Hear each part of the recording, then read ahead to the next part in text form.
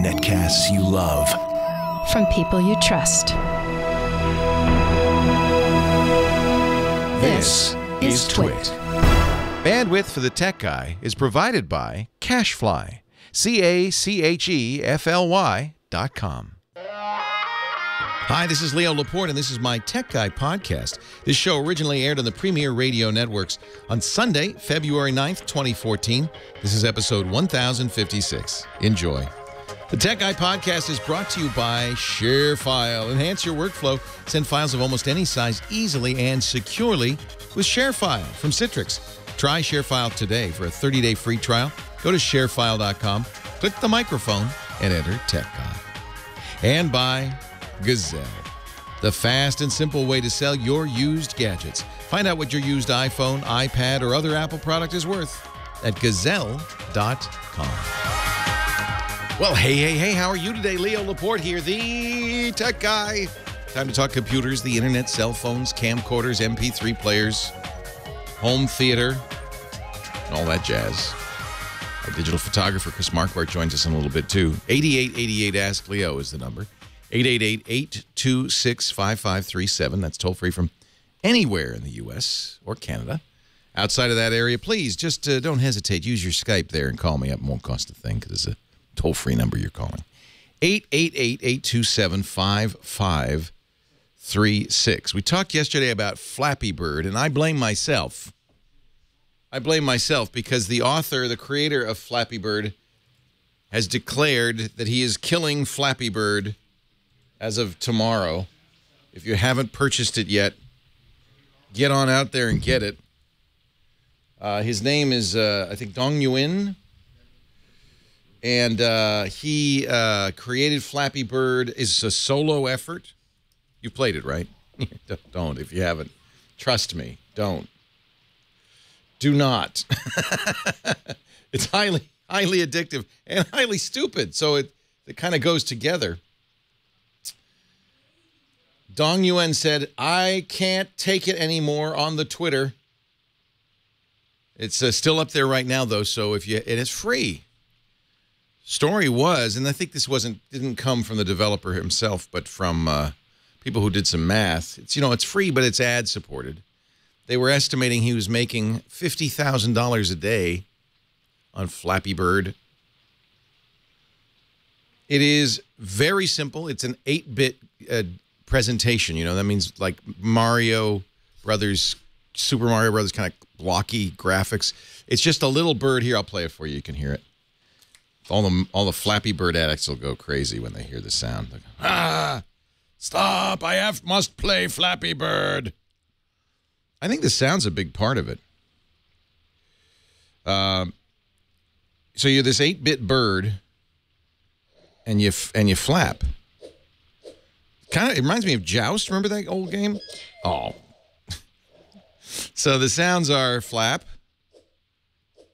a ding when you go through a portal, and a whack like you got slugged when you hit one. That's it. And you're just flying and trying to maintain through these little gates. The more gates you get, the higher your score. My high score is 3. But I have friends who have much higher scores. I'm looking at Paul Thurrott, who is he hosts a Windows show for the Twit network called Windows Weekly. He's a writer, a blogger, so he has a lot of free time. He's also honed his skills over many years of Call of Duty.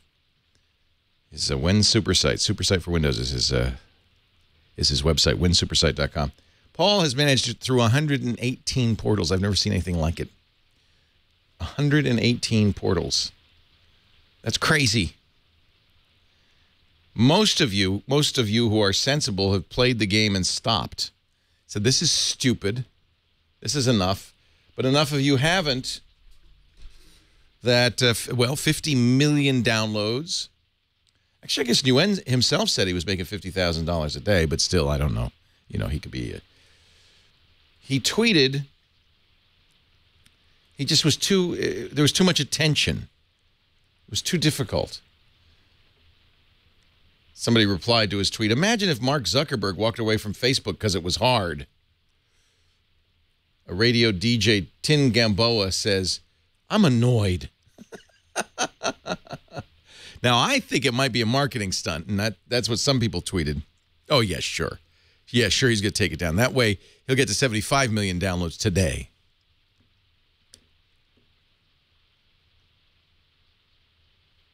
I don't know, I mean, but I guess why take the chance? If you haven't played it, download Flappy Bird. It's on iOS, it's on iPhone, and it's on Android. And it's free, so why not, right? I think he'll be back. He says, I'm not selling it. I don't want it. I'm done. It's too much. It's too much work. You could follow him on Twitter, Dong, D-O-N-G, Nguyen, N-G-U-Y-E-N. His Twitter handle is @Dongatory. He says, and he hasn't tweeted since. This was yesterday. I'm sorry, Flappy Bird users. He tweeted yesterday. 22 hours from now, I will take Flappy Bird down. I cannot take this anymore. Then he tweets, it's not anything related to legal issues. I just can't keep it anymore. Then he tweeted, I also don't sell Flappy Bird. Don't ask. And then he tweeted, and I still make games. And then he disappeared. I love it. Oh. We shall see what happens to Flappy Bird. I like it when the stories that we're covering, are this. Not, and once again, news that the National Security Agency is spying on you. There's plenty of that, too. Every once in a while, you got to have a little Flappy Bird fun. I love this.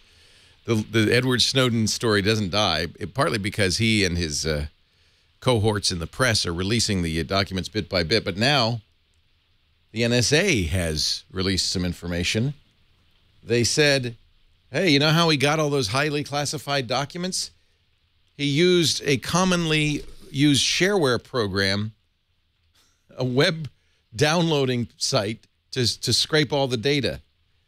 He said, the official from the NSA said, we don't believe it was an individual sitting in a machine and downloading. It was quite automated.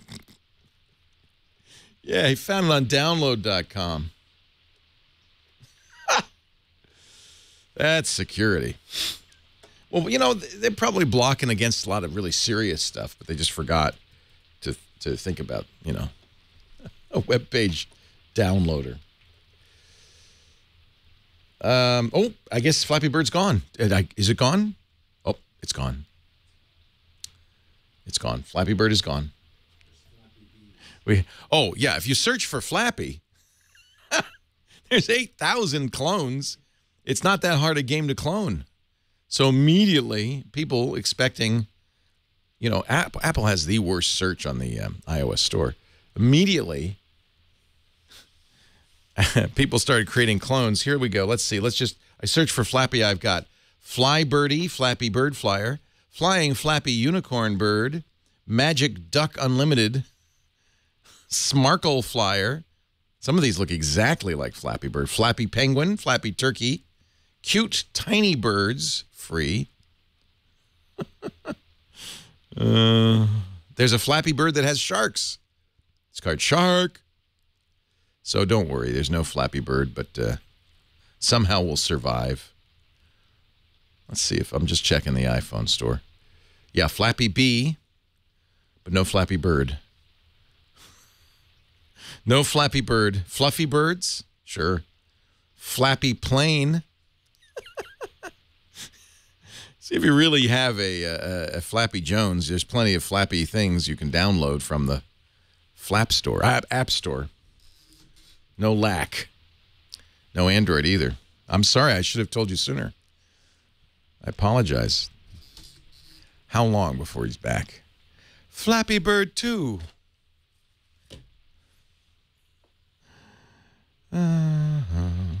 And if you've already downloaded it once, you can re-download it. If you downloaded it, deleted in frustration and pain, are you trying to get it? Is that what you're doing, Heather? Get off your phone.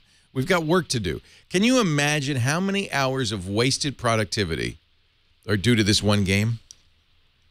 People, I mean, I look at the scores of my team here.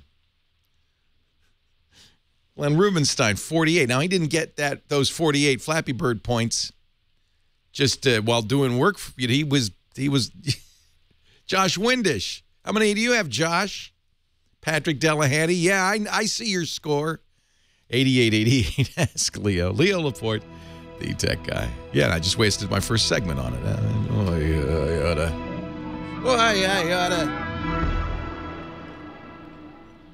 If you Skype, you have to Skype to 8888 Ask Leo. We don't have a capability. Say Leo. Yes, John. Hey, Leo. I can talk to you, and you can talk to me. Yes, I can. We got a special report out in the field. Okay. Burke McQuinn with weather. Let's hear it. Yeah, it's raining. A lot. How is it in the helicopter, Burke? It's very wet outside. Where are you? I'm outside the front of the building. Don't get the microphone wet, okay? I have my That's shirt what I told covering him. it. Are you wearing a slicker? No. I wish No, we had a... but Why don't the we have a mic is- camera? The mic is clipped to my belt though, so I'm holding my shirt out to cover it. Oh, good. That'll protect it. All right, that's it. Thank you, Burke. Burke McQuinn, gonna on the rain. scene in downtown Petaluma. The rain has come to California, which is an awesome thing indeed. Leo Laporte, the tech guy, 8888 Ask Leo. That's the phone number, 888-827-5536. That's the phone number if you want to call with a question, a comment, suggestion. Heather Hammond, the phone ranger, will answer the call, put you on the phone, prepare you, groom you for a fine appearance. Heather Hammond, she's kind of like J-Lo on American Idol. She says yes to everyone. Oh, my. Did you know that about J-Lo? She I can't don't watch that show. She can't say no. Oh, wow. Person can be singing like this. And she goes, yes. I'm going to give you a chance. Yes. Well, that's sweet. Yeah. She has too big of a heart for that show. Bring back Simon Cowell. That man had no heart. Yeah. That's what you need. Why am I talking about this when I have a call on the line? Would you tell me who to talk to here? Whoa, Oh. wait a minute. Why does it say tiger on your back? It's a tiger. It's a tiger. Someone was asking about it, so I just thought I'd show She's got a them tiger in her the full tank. effect. So, yeah, speaking of grooming, I've straightened Dave in Chicago's tie, and he's all ready for you. Dave, you're looking marvelous. Hi, Dave. Leo Laporte, the tech guy. Hi, Leo. How you doing? Can you hear me okay? I am well. I hear you fine. Oh, great. We got the new hands-free law in Illinois, so I just got my phone sitting on my shoulder. Yeah. No noise. Sounds wonderful. What can I do for you? Yeah, I want to install a USB 3.0 card on my desktop. You know what? There is no noise. It's true. It's dead silent when you're not talking. The quality of your voice is terrible, but there is no noise. It works. Well, how's that? No, I'm just teasing you. You want to install what on your desktop? A graphics card? I want to install a USB 3.0 card. Oh, a USB 3. Okay. And reading like a Newegg and stuff, they talk about PCI Express slots 2.0 and 1.0. Yeah. And I've only got, my motherboard has a 2.0, then a couple of 1.0s. That's fine. Well, and my video card is in my Yeah. 2.0. Yeah, generally, PCI Express was invented for video cards, for graphics cards originally, to give them more throughput. What's happening, though, is these drives are getting faster, especially SSDs. USB 3 is faster, so sometimes they'll put SSDs on the PCI Express bus. Sometimes they'll put USB 3 on it. But the truth is, it's not so fast that PCI Express 1 is fine. What are you going to hook? What kind of drives are you hooking up to it? I want to hook up another external drive. Yeah, unless you're doing a solid state, really fast drive or really fast drive array, that's fine. So I'll still get the 3.0 transfer rates with the 1.0 PCI Express? Ah, that's an interesting question. So 3.0 goes as high as 5 gigabits. Yeah, I don't know. Now, as high as doesn't mean it will. PCI Express. Let's see what PCI Express 1.0 goes to. That's a single channel PCI Express. I think you're going to be fine. I really do. I can't imagine First of all, it's 5 gigabits. You're not going to see that much from the hard drive. So Right. it doesn't. A single lane PCI is 250 megabytes per second, but you can send and receive at the same time. It's full duplex. So I think that that's more than fast enough for that USB drive. Okay, because I did see on one card they specifically said to achieve the 3.0 speed, you do need the 2.0 PC Express. But anyway, well, that's true if the thing on the other end of the USB is that fast. But the hard drive isn't 5 gigabits per second. Sure. Okay. So I think you're going to be just fine. You're not going to see any difference. All right. Great. Thanks. Yeah, I think that's the way to do it, frankly, because you don't want to waste a faster slot on USB 3. Zach in Los Angeles. Leo, I'm sorry, not Zach. Zach, you're next. Brad in San Jose. Leo Laporte, the tech guy. Hey, Leo. It's great talking to you. I love the show. Good to talk to you. Thank you. So I'm planning my next computer build, and I'm thinking of using a Samsung 840 EVO solid-state drive for the system drive. Yeah. And I'm currently a Windows 7 user, but I was going to use 8.1 on the new computer. And I've been reading about eDrive encryption, and I was wondering, what are your thoughts about Windows 8 eDrive? Well, okay, a couple of things. First of all, it's fine. Good. It's good encryption. You're going to be fine on it. And I'm not sure at SSD.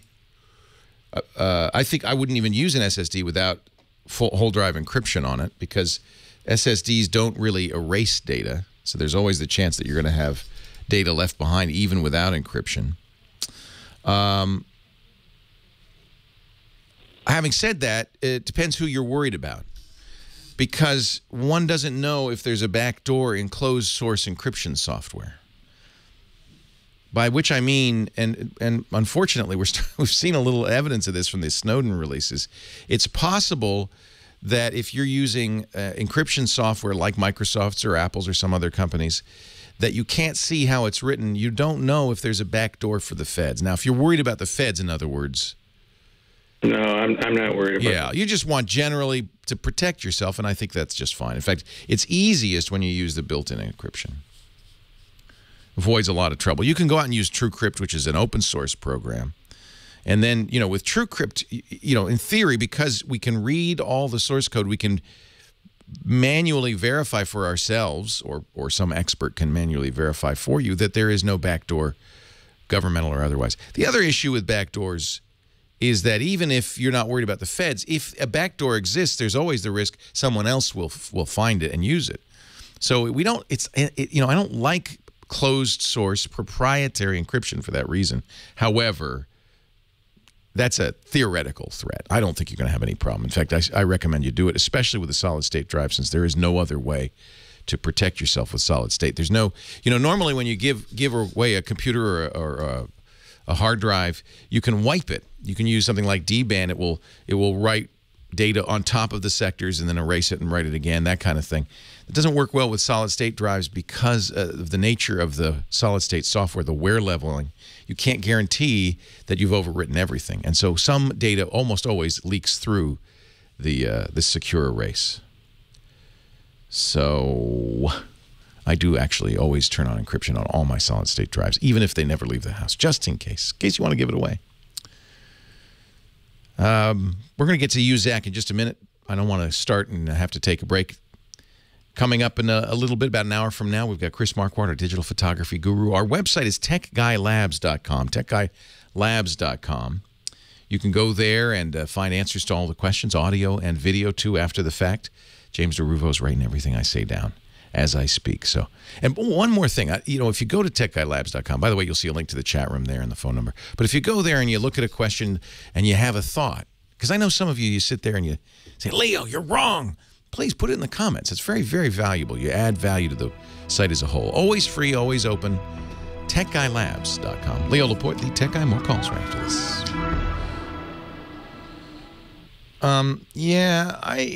There's a real debate over this, whether SSDs can be fully erased or not.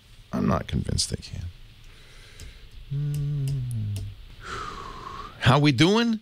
We doing good. What do you mean, how we doing? It's too early to... You want to know ratings, you mean? That's too early to know that. Game of Geeks is a definite maybe. No, I want to do it, but it's not...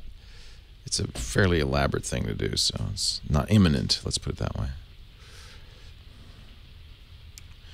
Yes, he was using a GoPro tech, Dino. Just in time for GoPro to go public. These guys are smart. They timed it very well.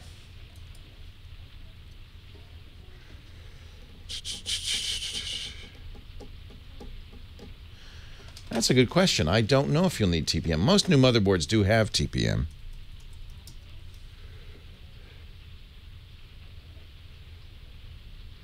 So all eDrive is, just so you know, it's hardware accelerated BitLocker. So I presume that the hardware acceleration goes hand in hand with TPM. You need some special encryption hardware on there.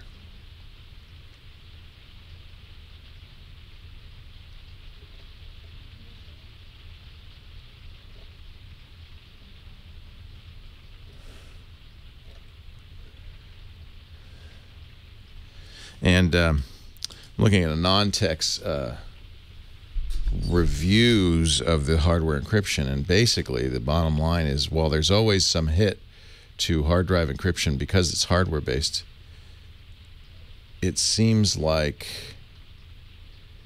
it's pretty instantaneous. So the initial encryption time, if you've ever whole disk encrypted a hard drive, takes a long time. It takes less than 5 seconds with an eDrive on a 150 gig hard drive. Well, who has a 150 gig hard drive? But performance is significantly improved. So this is all pretty good.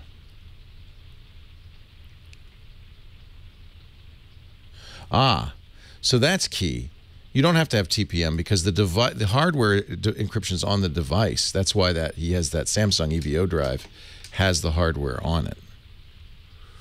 I get it. I get it. Hardware TPM is not necessary, is what Anand says. You're stuck with UEFI, but that's, you know, if presumably if security is an issue, that's, you want to keep secure boot on anyway.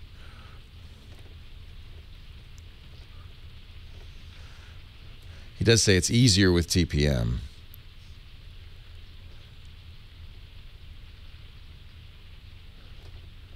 I guess if you don't have TPM, you put your keys on a USB drive or something like that. Couple of seconds, wow. Leo Laporte, the tech guy. I was just reading up Anand Tech, which is one of my favorite geek hardware sites. Really great. ANAND, AnandTech.com. Reviewing this new eDrive encryption, giving it a pretty solid thumbs up. Our caller was asking, he said he was about to buy a Samsung SSD hard drive with this encryption built in. What it is basically is something we're all familiar with, which is Microsoft's BitLocker. But it's using hardware-based encryption, which makes it much faster. The hardware for the encryption is actually built into the hard drive. And that makes a huge difference. Anand said encrypting his 100 gigabyte plus drive using the old BitLocker and software took well over an hour, less than 5 seconds. Less than 5 seconds with the hardware encryption. So I think it's a kind of a good thing, frankly, to have. Does not require TPM on your motherboard, but would be better with TPM. And you do have to leave UEFI on. In other words, you're making a more secure machine. Makes a lot of sense. So good article. In fact, I'll put a link in the show notes to the Anand Tech review. Good article there on using these new eDrives. This requires Windows 8, unfortunately. Or fortunately, if you've got Windows 8. Requires Windows 8 to do it. 8888 Ask Leo. That's the number. Zach in Los Angeles. I promised you'd be next, and you are. Welcome. Thank you, Leo. I'm a long-time listener and first-time caller. Thank you. And I have a Hewlett-Packard laptop, I believe it's a notebook of some kind. It is Windows 7, which I really like. From what I understand, Windows 8 will be completely confusing to me, and I'm a little terrified of it. This computer that I'm using is really on its last legs. The monitor will just go black for 6 or 7 hours. It'll be on. I can hear little pop-ups or people trying to reach me, and I cannot see them. So the computer's working, it's just the monitor's dark. And there's also some keys that are like loose and missing. So I need a new computer. It's beat up. And what I'm afraid of is transferring all my files, music and pictures. Right. There seems to be about 10,000 pictures. Now, for some reason, whenever I save a picture, it saves it 20 times over. Yeah. Now, I'm a little concerned because what I'm getting from this is you do have a copy of everything, one only, though, on that hard drive in the laptop, the old one. Yes. You don't have a backup.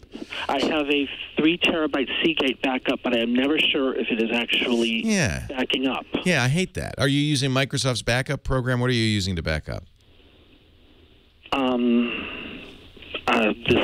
The Seagate plugs into the USB, and it just goes on at 10 o'clock every night. But I must be the software on the Seagate. Okay. But if I put the cursor towards it, it will say backing up file 0%. Good. During the whole thing, so I am never sure. What my plan was, I wanted to see if this works according to you. I was going to get carbonite, which I knew about before you even started talking about it, but and hopefully I can upload everything into. Well, but the problem is it takes a while to get that first set done. That's what was a So you may be waiting and waiting.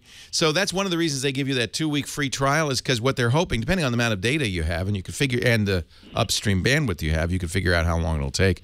But 2 weeks usually is enough to get that first set done.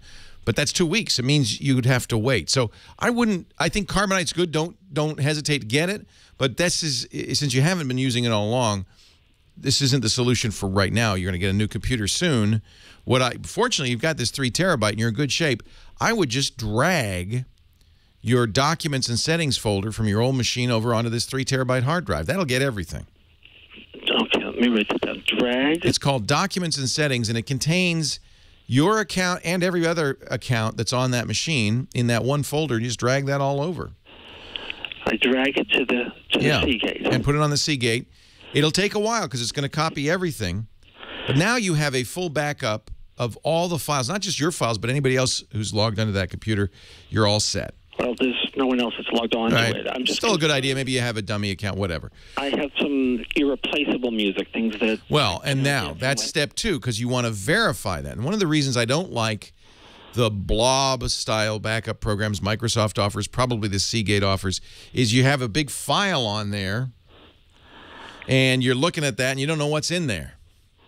So this drag and copy, by dragging it over, you're copying it and it takes a while using just plain old copy. You can now look at the Seagate, open up the file on the Seagate and open it. Make sure that spot check them. Make sure they all copied over. Because some you have to do manually. Yeah. I would do it. You don't have to do every single one, but I would certainly look at them kind of randomly, make sure that none of them are 0 file size, things like that. Kind of verify the document.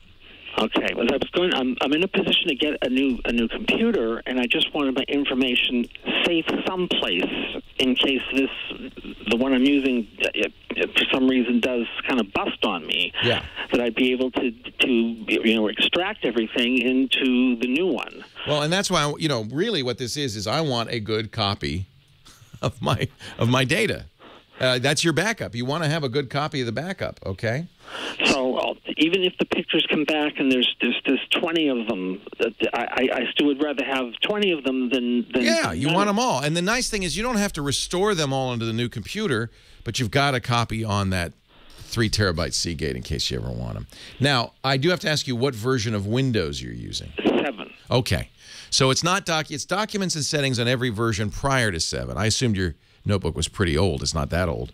It's 3 or 4 years. Yeah, it's going to be in the /users folder. /users. Yeah. So you think that would be better than to get carbonite and try and send everything off-site? Yeah, because it'll take too long. Get carbonite still, but just for future. I had heard that somebody told me that it would take a long time for it to actually, pull the information out of the computer, and it would be a race against time between, getting that done and. Yeah. The Carbonite is fine if you've been using it all along and you have a full backup. Then you don't even have to think about it. You get the new computer, you log onto your Carbonite account, and you restore it, and you're done. And you haven't thrown away the old computer, so you can verify if something didn't copy, you can make sure you got it. So I think this one has 10 gigabytes of memory in it, and the Seagate backup I have is a 3 terabyte. Yeah, you got plenty of space. So that's plenty of space. You could make several hundred copies. They're telling me, and I think they're right. Actually, you probably should use a program called the File and Settings Transfer Wizard. File and Settings Transfer. And that will get even more than just the document files that get all your settings. Use that and copy all that over to the Seagate. It'll take a while. Let it run overnight. I hope everything is all right with this. Well, backup. After it's done, you check it. And you're not throwing away the original yet anyway. So now you have the original, the broken computer. Can you use it? I mean. Yeah.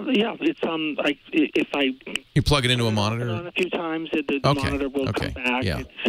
So you still don't throw that out. Save it for as long as you want. That's a backup in a way, right? Oh, you have the Seagate. I would never throw it out. Yeah, keep it because that hard drive you can always, if the computer fails, you still could take the hard drive out and access it.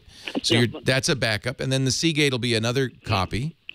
And then you'll transfer the stuff you want using the File and Settings Transfer Wizard over to the new system. My other question is, are there any new computers that still have Windows 7, or am I going to be forced into this Windows 8 thing? I hear you talk about... Oh, yeah. In fact, HP got the ire of Microsoft, raised a little dander by putting out an ad saying, backed by popular demand, Windows 7. So almost everybody continues to sell Windows 7 machines. No problem there. Leo Laporte, the tech guy. So it is still the File and Settings Transfer Wizard, but on Windows 8 now it's called what? Easy Settings? Easy Transfer? Why do they? I wish they wouldn't change those names. Especially since you gain nothing by doing so, right?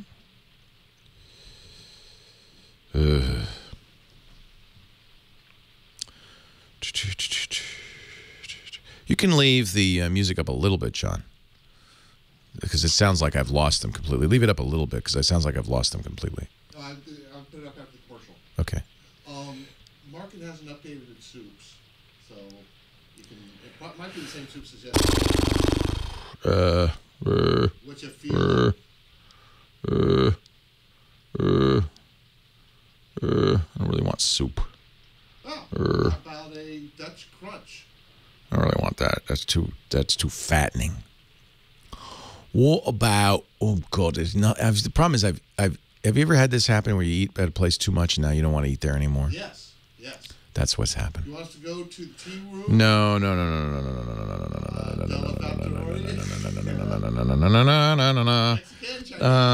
Too many choices. Stop. Just pick a soup I might like, and give me a big one. Okay. Thank you. So it's easy. What was it? Easy? So Fowler, my mixer died. We use a satellite mixing board for the Axia. The Axia still works in the studio, but the mixer that I use here, the little baby Radius, the control surface I think is all right, but the power unit down here probably got a little too much coffee poured into it over time. John pulled it out and there's coffee stains all over it. So it died. I don't want him to transfer it to the new computer. I love her because I want him to make a backup, for one thing. I want him to verify the backup, for another thing. And in general, I don't like easy transfer. Sometimes it causes more problems. So what I'd like him to do, and I didn't even talk about this, is once he's got the new computer set up and working the way he wants, then selectively go to the USB drive and copy files off that he wants. He really did want to use Carbonite, didn't he?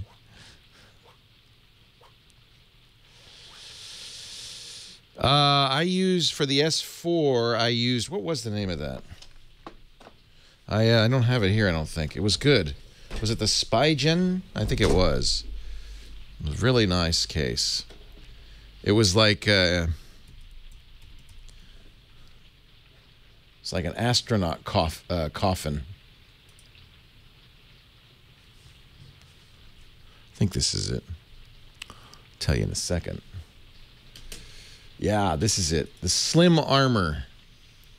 I really like this. SPIGEN.com. The Galaxy S4 Slim Armor View Case. That thing, it's a space coffin.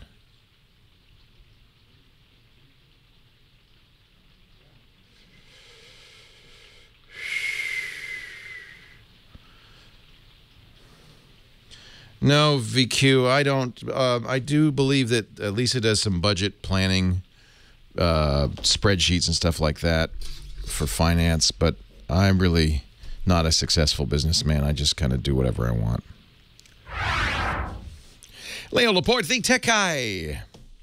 8888 Ask Leo. We were talking before the break about moving to Windows, a new Windows machine, and our caller really wanted Windows 7. And you know he's not alone. Windows 8, even though it's been out a year now. Has it been a year? Is that possible? It's more than a year. Has really not penetrated the market. 10% of Windows users in the world, 10%, 1 in 10, use Windows 8. The rest are still using older versions of Windows. The majority are still using XP. So that's a problem. That's a problem because in 1 month, from April 9th, Microsoft will stop supporting XP. They'll no longer patch it if there's flaws. That's it. Over. So if you're one of the, I think it's 60% of Windows users who are still using XP, you might want to upgrade. And frankly, I think it's time to say Windows 8 is here to stay. And just bite the bullet.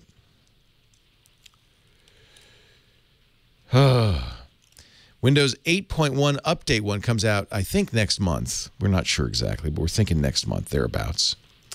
And that's going to solve, I think, a lot of problems people have. Supposedly, you'll be able to boot into the desktop. They're going to treat Metro apps a little bit more like regular apps. A lot of the things people don't like about Windows 8 will go away. We said that with Windows 8.1 too, but seriously. I think at this point, it's unfortunate. It's kind of like Windows Vista. Windows Vista never got over the first impression it made with people. And to this day, people still say, worst version of Windows ever. And actually, the worst was Windows ME, but we'll save that for another discussion for another day. But I think Windows 8 is now the Windows Vista. It's once you get tarred with that brush, the perception of people. But truth is, I think it's fine. You can make it behave pretty much like Windows 7. It fixes a lot of issues, including, by the way, file copying, which is much more reliable and speedy. I think Windows 8 is best. Now, yeah, you'll be getting 8.1 if you buy a machine that has 8 on it, you'll automatically be updated 8.1. And as I said, Windows 8.1 Update 1 is due out in a month or so, and many people think it's going to be better. All right, Windows. Here's the stat from CT Bob. I overstated the success of Windows XP. It's only 30%. Only 30%. Windows 7 is 45%. Only 5% of all Windows users are using Vista, 10% Windows 8. Hence the comparison. I worry about those 30% of Windows users who are still using Windows XP. That is bad news. Because it's going to be a field day for hackers. They're going to love it. Let's also talk a little bit about his idea of backup. I don't want anybody to think I don't love Carbonite, because I do and I use it. But I want you to understand that it's all part of a larger backup strategy. It's not all you need. I like having the idea of a local backup also, and I really worry about this guy. He's very typical. He doesn't have a backup at all. He has a dying computer, and all his stuff is on that, and that's it. Just warning bells should be going off, because he thinks maybe he's got a copy because he plugs in the Seagate drive, pushes a button, but it never goes past 0%. Doesn't inspire confidence in my mind. So here's what I think you want to do. First of all, I don't recommend backup programs that make blobs because you can't tell if you got it. I like backup programs that just copy files, like normal copying. Because then you can open those files, you can see if they're okay. That's how Carbonite works. Unfortunately, it's not how Microsoft Backup works.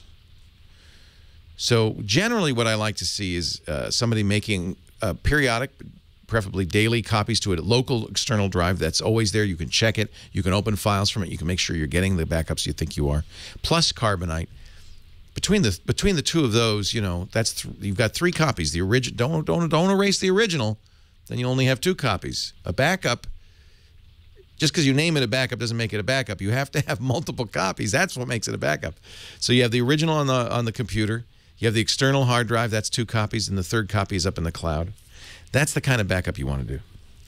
So I think his idea of using Carbonite is fine, but it's going to take too long. Because the other thing to think about is online backups are limited by how much upstream upload bandwidth you have, which is always less than how much download you have.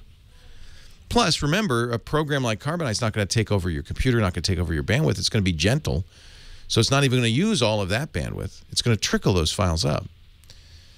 Which is, once you get that first backup done, then it's very quick because it's only copying, you know, stuff that new stuff. But that first backup may take more than a few weeks. Depends how much you have. You could do the math yourself. I would say take your upstream bandwidth, whatever that is, a megabit. Let's say it's a megabit a second. Cut it in half because you don't want to use more than half of it. 512 kilobits per second. And then how much data you want to back up. I'd be careful about how much you back up. Don't back up the apps. Don't back up the operating system. Don't back up giant video files. Back up the stuff you really need. And try to keep it, I would say, under 100 gigabytes. Because if you do the math, that's going to take a while. It's going to take a month or 2. More than that, it's going to take longer. How long? I did 1.2 1.2 terabytes. How long did that take? About 3 to 4 months. 3 or 4 months, yeah. So, I mean, it's not magic. You have to have the bandwidth that you have. It has to use what you got. There's no magic. No fairies are coming and taking your data and bringing it to the Carbonite servers. Rats. Although, you know, Carbonite and a few others allow you to send them a hard drive. That's one way to do it. Do it quick. But if you know how to do that, then you don't need this discussion. Then you know what you're doing. So I would, the Gadget Priest is suggesting, I think he's absolutely right, the free Windows Sync toy is great. It's from Microsoft Sync. Just search for SYNC, Sync Toy, T-O-Y, all one word. That will allow you to say, I want you to sync everything in my documents to my external drive, and I want you to do it every day. You'll have to use a Microsoft Scheduler to do it, but I want you to do it every day. And it will automatically make sure that everything's on your internal drive is on your external drive exactly the same. That's the kind of thing you want. I use a program that's a little bit better. You can schedule it called Second Copy. It's not free. SyncToy is free. Second Copy from Centered Systems, but there are a number of programs that will do this. That's a better backup because it's just making file copies. So you always have a duplicate folder on the external drive. All right, enough of that. I don't want to belabor it, and yet I want you to back up, and I want you to understand what you're doing and make sure you have copies.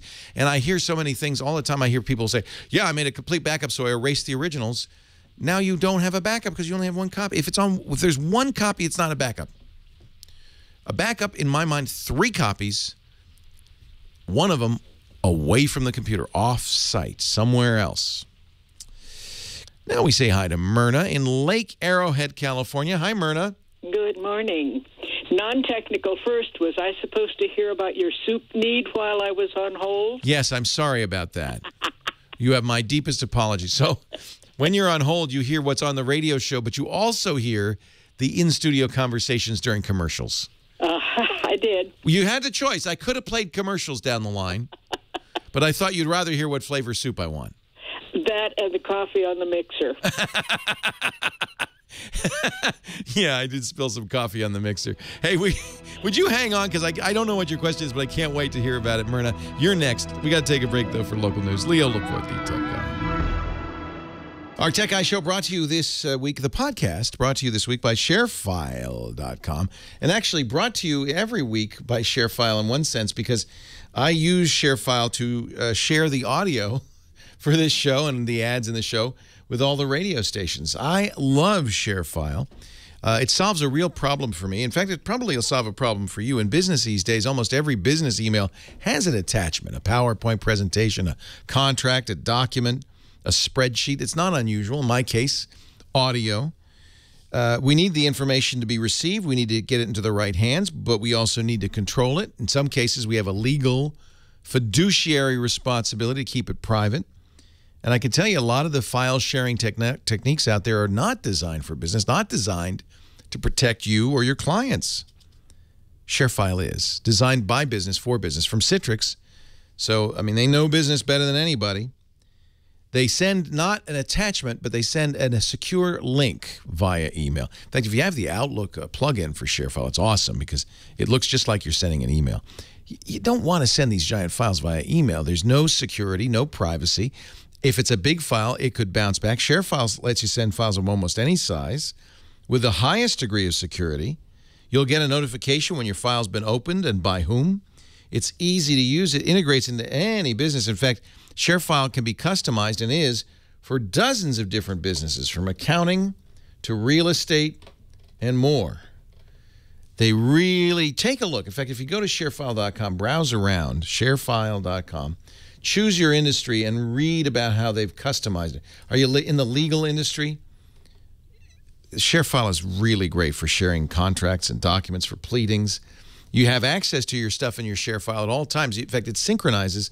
So I have a ShareFile folder on this computer, and the ShareFile synchronizer runs in the background to keep it up to date. Files are automatically transported where I want them to go. And the people who get files from me, they don't have to sign up for a special service or be a member or anything like that. No, they get a link with my company logo on it, a download link. It explains how to do it. There's help. It's just, it couldn't be better. ShareFile is easy to use, integrates into any business. You can control who sees the file, when, for how long they can download it. I want you to try it. If you're not using ShareFile, sign up for our 30-day free trial. Go to sharefile.com. Don't click that big green button in the middle of the page or the one in the menu. Click the one at the very tippity top of the page there where it says podcast listeners. Click here. Click that green microphone and make sure you enter in the offer code Tech Guy so they know you heard it on the Tech Guy show. Do choose your industry because that'll help you see exactly what capabilities ShareFile has. Are you in insurance, manufacturing, marketing, music, nonprofit, photography, printing, publishing, real estate, tech services, software? I mean, it's a long list. Find the industry that's right for you and then try ShareFile free for 30 days. Sharefile.com. Click that microphone at the top of the homepage and enter Tech Guy. Sharefile.com. Yeah, I think 8.1 is good. Dark Slate, I don't think we are hired. Well, I don't know. Are you a chartered accountant or a bookkeeper? I don't know if we're hiring in the finance department. You would obviously have to live here. Do you live in the Bay Area? Yeah, good news. Chip and Pin, October 2015. Guess that might have a little bit to do with the Target break-in, huh? These guys got tired of reissuing credit cards, huh? Burke McQuinn reporting live. Yes, he is. Chris Marquardt will be here, 12:30.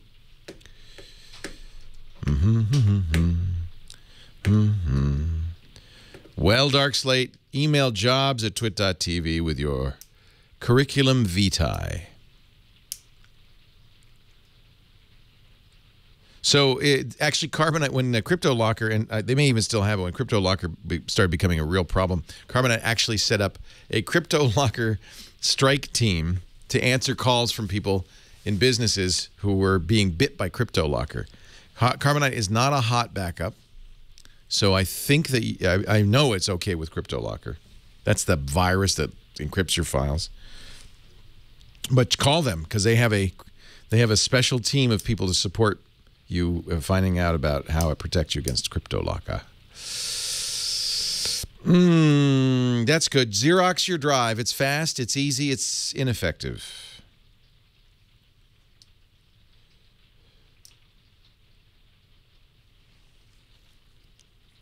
They do versioning on Windows, and of course, the good news is CryptoLocker is only on Windows, so there you go. Now, if you got CryptoLocker and you didn't notice for like a week or a month or something, well, that'd be a different problem. But chip and pin has been used everywhere except the U.S. for a long time. It's finally coming to the U.S. I think the companies didn't want the added expense, frankly. But it's starting to cost them more to reissue credit cards. So the SDK for Chromecast does not help us get you the Twit app because we can implement it, but Google still has to approve it. So that has not changed. The availability of an SDK just merely means there's an official way to include it. But there was always a way to do that. I mean, it's just now it's official. Yeah, Windows, I think Windows 7 had versioning, didn't it? Is that new, Lou MM? I thought Windows 7 had versioning.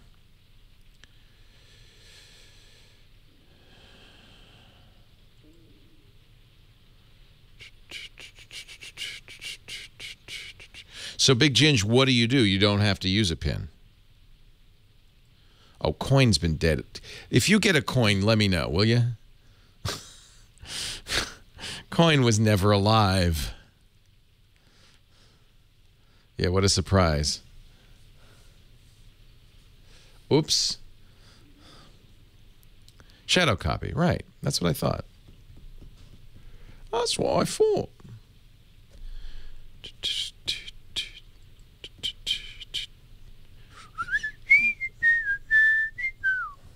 Nobody got a coin yet.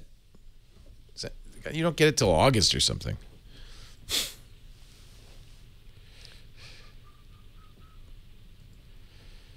File history is kind of like Time Machine then. But there is versioning, right? Oh, well, that's what we do here too, Big Ginge. Yeah, use this, what is it, CSC number or the CVS number or whatever it is. Do, do, do. Do, do. Do, do, do. Do, do. Oh, good. That's good. John Ledger.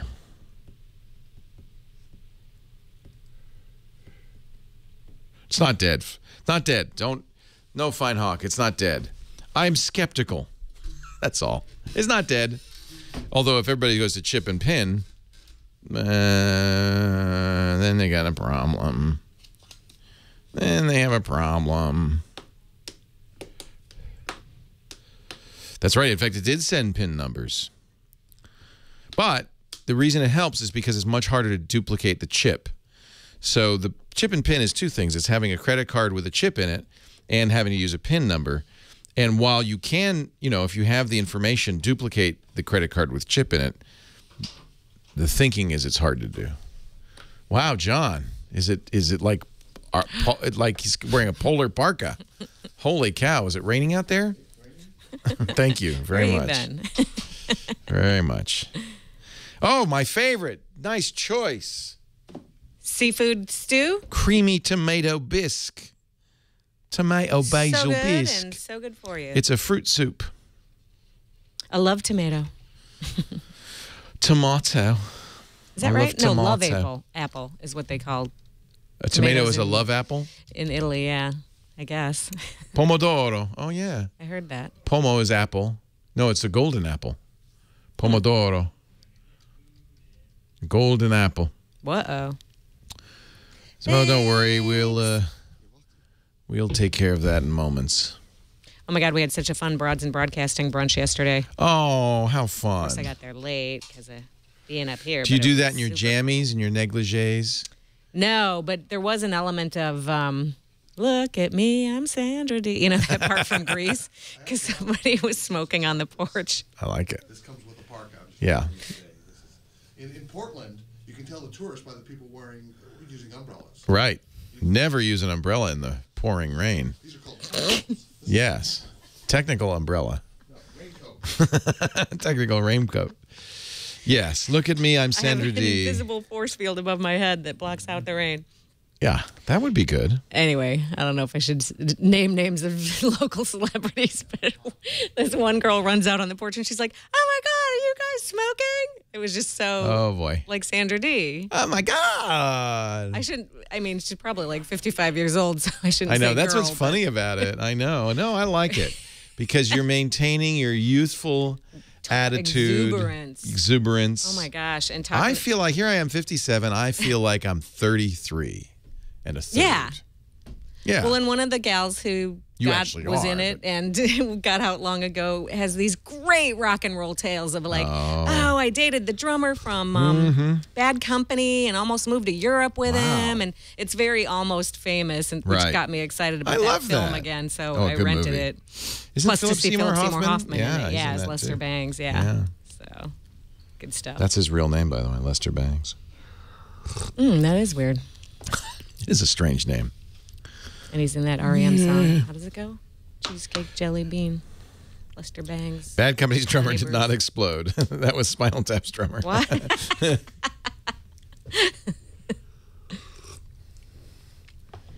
That's right, Laura in Michigan. It would not.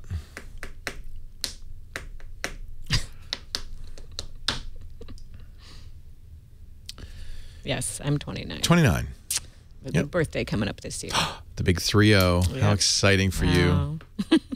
Is that why you're going to Tanzania? A little bit. I'm all bucket listing over here. Yeah, bucket list, baby. Close to death. Yeah. Sooner you get into the bucket list, the better. I'm on people's bucket list. Bucket list, I am one.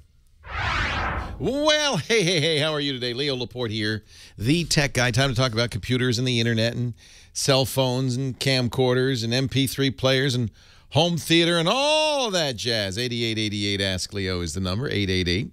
888-827-5536. Toll free from anywhere in the U.S. of A.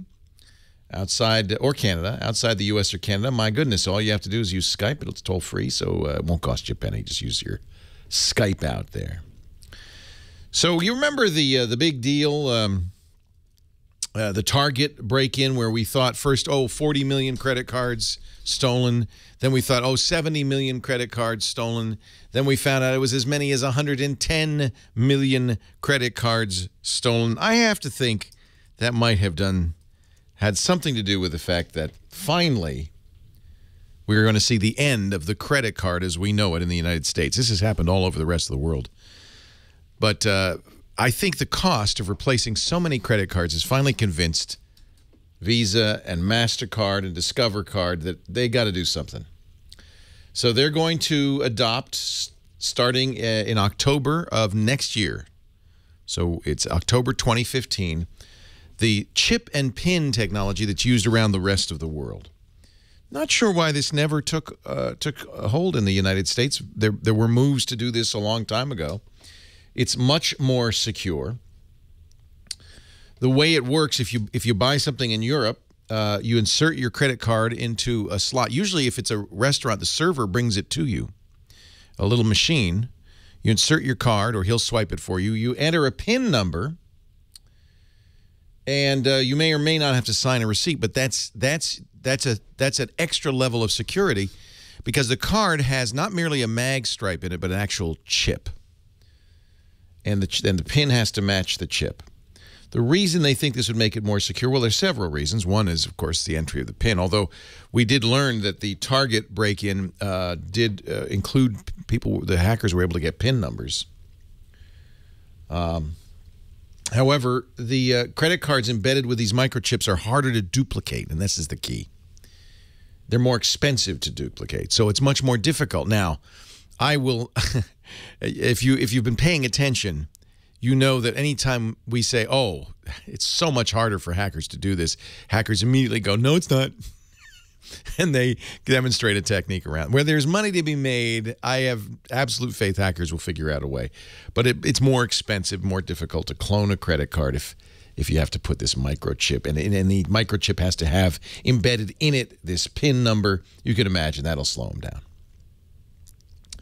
Swipe and sign, which is what we use, is being replaced by chip and pin.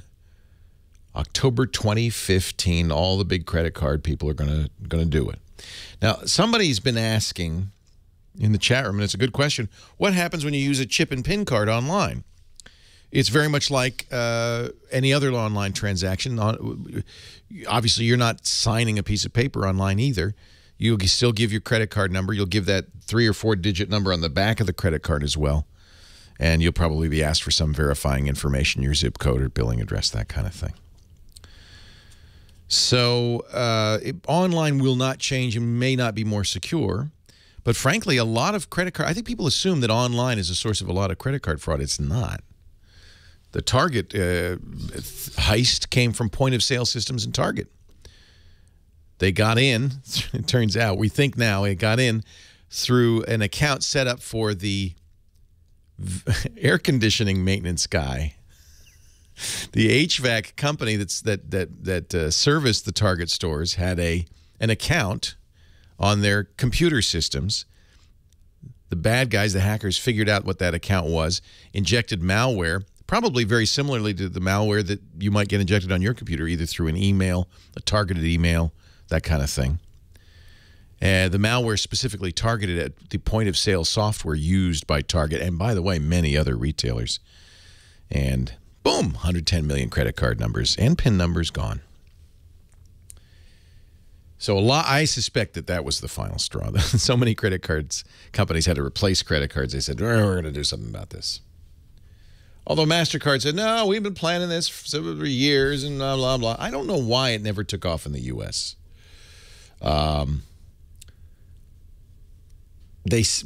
Some credit cards, some companies say, well, the U.S. hasn't been really a hotbed for fraud. Really? Really? It's expensive, that's why. Because you have to, these cards are more expensive, plus you have to change the credit card terminals. Point of sale will be a different kind of terminal. So, yeah. I think they were trying to save money. And it only made sense when they were losing more money to hackers than they were going to save. So, good. It's about time. When this Target thing happened, I was wondering, and many others were wondering, why are we still on this antiquated system when a better system exists? Well, now you know. 8888 Ask Leo. That's the phone number, 888-827-5536. That's the number. Michael. Oh, wait a minute. No. We got Marie. I'm sorry, Myrna in Lake Arrowhead. I'm sorry, Myrna. I didn't forget you. I thought you had. Fire away. I'm in the mountains. I stream Clear Channel and KFI 24/7. Good woman. I woke up this morning hearing it just shut down. No explanation. Computer reads that I have a very good Wi-Fi signal, and I have no internet connection. Are you using Oh, so it's not just that. Your internet's down. Yeah. Can you surf? Can you open a web page? Wait. You have to hear this whole crazy story before you ask questions. Okay. I have Wi-Fi, but I can't use the internet. So I go to my Internet Connections Advanced, and I see the little checked boxes, about 8 of them for Skype, no loss. I uncheck them. And then there's about 8 or 10 little boxes checked with Teredo, T-E-R-E-D-O. And I'm saying, what the heck is Teredo? I'll uncheck them. I guess I'll find out. I unchecked them, and I had an internet connection. I go to my laptop, which has Windows 7 on it, and I Google Teredo to try to find out what the heck did I just go through.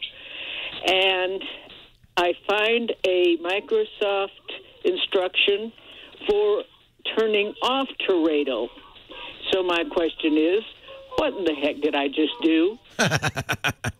So, Teredo was something that was put on your router or probably your router by your internet service provider. Did the internet service provider give you the router? Yes. Yeah. Teredo is designed to give you access to the new internet protocol, which will be rolling out, we hope, someday soon, or maybe not, I don't know. We run out of internet numbers. So the internet protocol we use now, version 4, is being replaced by a newer version, version 6, that has many more numbers. So we won't run out. We kind of needed to do this. Now, there are other solutions, and I think a lot of people think this is going to be a nightmare. But Teredo, T-E-R-E-D-O, is designed to give you access to IP version 6 addresses on your IP version 4 Got it. network. It comes on Windows. It's normal. Probably your internet service provider enabled it. Turning it off is interesting. And that fixed it, huh? Boxes. I've been on the internet since then, but now I see that 2 boxes have gotten rechecked. Well, okay, so I'm reading about it here. Teredo is installed on all copies of Windows Vista and later. You can disable it, but it's not an easy thing to disable. And it could cause problems.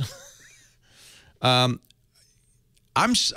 interested that your network has it turned on, frankly. You're not on a business. This is your home network, right? Home network with Verizon. Yeah. Let me investigate. We'll talk more in a bit. Leo Laporte, the tech guy. The heck? Must be your ISP.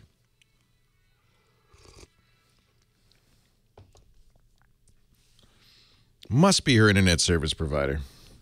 I love the you know where a teredo is a worm, a small animal called a shipworm. Are you taking off? Yeah, all right. Have fun. Again. Drive safely. Thanks. Take care. So first of all, why is it turned on? It's normally comes on if you're on a network domain. If your node is not a member of a Microsoft, if it's not a member. Teredo, it's possible to disable it. If your Windows node is a member of a Microsoft network domain, not a work group, then Teredo is disabled. If your node is not a member of a Microsoft domain, even if it is a member of a Microsoft network work group, then Teredo is enabled. So it's on everybody's.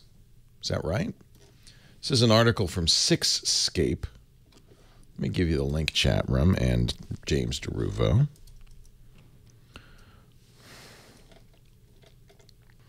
So, first of all, Google turned it on YouTube, for instance.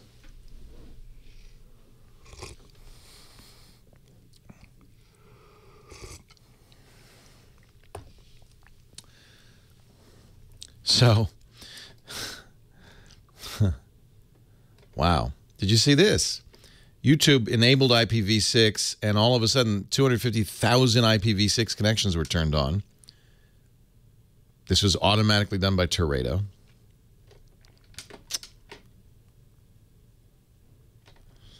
So why is it going? Why? Oh, dude, good Lord. You want to turn it off? Does she want to turn it off?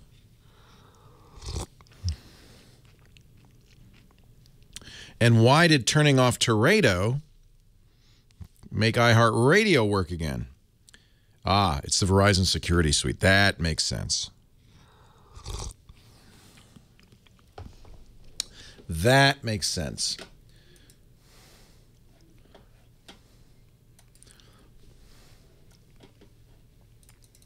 So, why would that affect her?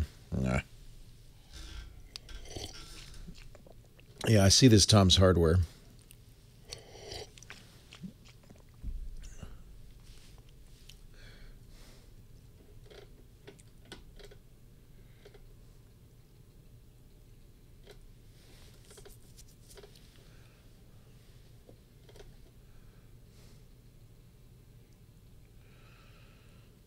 So what? But it's causing problems, she thinks, or maybe it isn't. Maybe that's.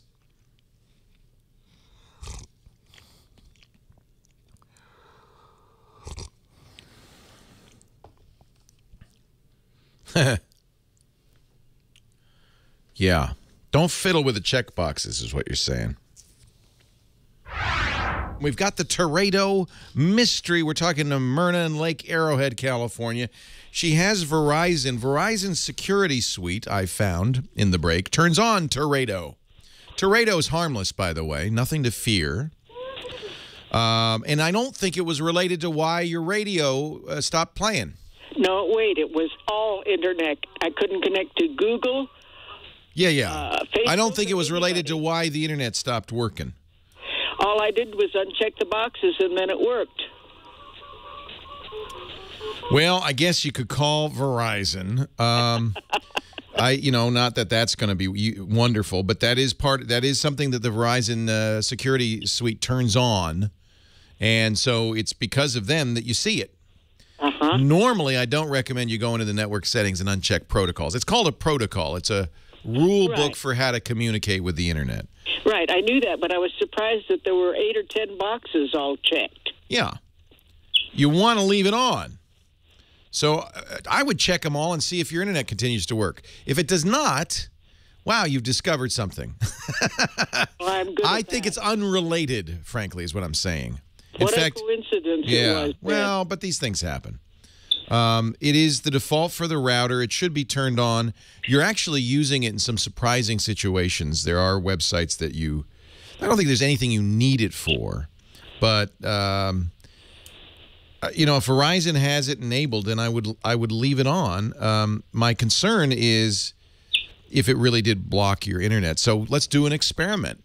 Well, I have another question. Sure. If it's a little bit iffy, why is it part of a Marquardt? It ain't iffy. It's not iffy. It's Microsoft provides. It comes with all versions of Windows. Yeah, Verizon turns it on because internet service providers are trying to figure out this IPv6 conundrum. So they're turning it on for reasons that they know that I don't, but probably having something to do with wanting to use IPv6 tunneling with your system. It's probably good. They probably like it because they can use it to control how much bandwidth you're using, things like that. But I don't want to speak for Verizon because I don't know. Well, the only thing that concerns me is having Microsoft tell me the way to remove it. Well, that's because some people want to remove it. You should not. Okay. Because your internet service provider will not be happy. Okay. It's harmless. I think it's completely coincidental. Your internet is iffy up there anyway, I bet you. Not really. No? I'm really in Twin Peaks, which is a little further down the mountain. And I really have good Wi-Fi through Verizon. Yeah. I would ask Verizon about it because they'll say no, don't mess with Teredo. Yeah, I know, and it'll be a long time before I find somebody. And by the way, that unchecking that box does not disable Teredo. In fact, you noticed it was checked again, isn't it? 2 boxes are. Yeah. So I think it's unrelated. I think it's normally you'd have to restart anyway. So I think it was just magic. Magic. But if you really, if you're really concerned about it, I would check with Verizon because they're the ones who turn it on. Okay. And I think they have it on for a reason. Frankly, I don't know what that reason is, but I think they have it on for a reason. And you should ask them, hey, why is Teredo turned on? You say, I called the tech guy. He explained to me you're doing IPv6 tunneling. Why? Okay. And then they'll say, what? Because you're going to have to get escalated because I guarantee you the first person you talk to won't know what you're talking about. I am marking my Google Calendar for 8 to 4 next Tuesday. I know. I'm sorry. Verizon phone call. I know. Please. Hey, do try just is it in front of you right now? Yes, I've got both the laptop and the PC on. And you probably see Teredo in both, right? Well, no, because I went to Google to see what Microsoft said about Teredo. Yeah. So I'm seeing an advanced setting. All it is, you have Ethernet, you have TCP/IP, you have different protocols in the computer. Teredo is a protocol that allows you to operate with this new IPv6. There was a lot of concern last year that we were going to run out of numbers because nobody ever thought the internet would get this big. Yeah. And so people like Vince Cerf, the father of the internet, said, we've got to do something about this. They created this new protocol that's completely incompatible, by the way. And you would have to upgrade all your hardware. Everything would have to be upgraded. Your routers and so forth. Not your computer, but your router would have to be upgraded. And the internet service providers would have to upgrade their hardware. Nobody wanted to do this. So there's all sorts of little workarounds people are trying, hoping to avoid this. Eventually, we're probably going to have to go there, but it's just expensive, and it's, it's going to cause. It's already causing. Look at it's causing a problem for Myrna. It certainly did. It's already causing problems. I have one more little question about Teredo. Yes. Why in the world would the advanced settings screen provide me with about 20 boxes for Teredo? I don't know. Sounds like you're remaking the connections unnecessarily. Well, no, I'm not. Verizon Well, Windows is doing it. That's probably not a problem. I would ignore that. Boy, I don't, this is a weird thing. The only people who really know are Verizon. We at least know what it is. We know it's harmless. It's not a problem. It likely did not impinge on your internet connection. I think that was something else. Teredo should normally be checked if Verizon had it checked. So, you could uncheck them all and reset your. You'd have to reboot anyway before it would make any difference. I even tried to reboot, so I've done all the little band-aids. Yeah. All right, Leo. I'm sorry, I'm not much help, Myrna, but stay. Let me know what happens. I'm very curious. I will let you know. Yeah. You can email Leo at techguylabs.com with your outcome. I will tell you because I'm good at pulling things follow out up. of the I could bushes. tell that. You're good. I'm impressed. I'm the same age as your mother, by the way. You know what, Myrna? I am very impressed. Thank you. You are a geek. I'm an old geek. And I say that with love and encouragement. That's a good thing to be. It's a granny geek. Granny Geek. Yes. You now have a nickname, Myrna, anytime you call. All right. Thanks. Great to talk to you, Granny Geek. Gosh, that's such an interesting issue. I think it's coincidental. Unfortunately, this happens where something goes wrong and you do something that has nothing to do with it and that gets better, and now you think, aha, that did this. Correlation does not mean causation. Granny Geek. Gam gam. I love it. Michael in Des Moines, Leo Laporte, the tech guy. Hi, Michael. Hey, how's it going, Leo? I'm going great. How are you? I'm doing okay, and I got a question for you about my. I got a Note 2 on T-Mobile, if that means anything. I was kind of wanting to do wireless charging, and I got the wireless module in it and readjusted it so it would work, or try to get it to work. Set it on the charging pad, and the pad acknowledges it, but the phone does not charge. Does the Note 2 have wireless charging? I don't think it does. Well, you have to add the... Oh, you add that little thing in there. Yeah, I use that too. Hold on, we'll talk. Leo Laporte, the tech guy. I'll explain how that works.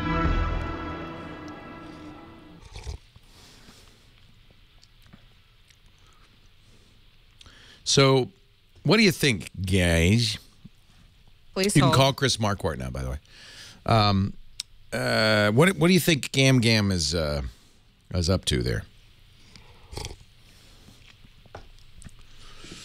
Well, one caller, by the way, if you're still listening, Myrna, who lives about a mile from you, says the internet went down yesterday in that area. So I think it was a coinky-dink. That's what I think. Yeah, I know what you mean, Firehawk. I can barely understand them myself. My tinnitus is just getting worse. I don't know what I'm going to do. Think she hit her bandwidth cap?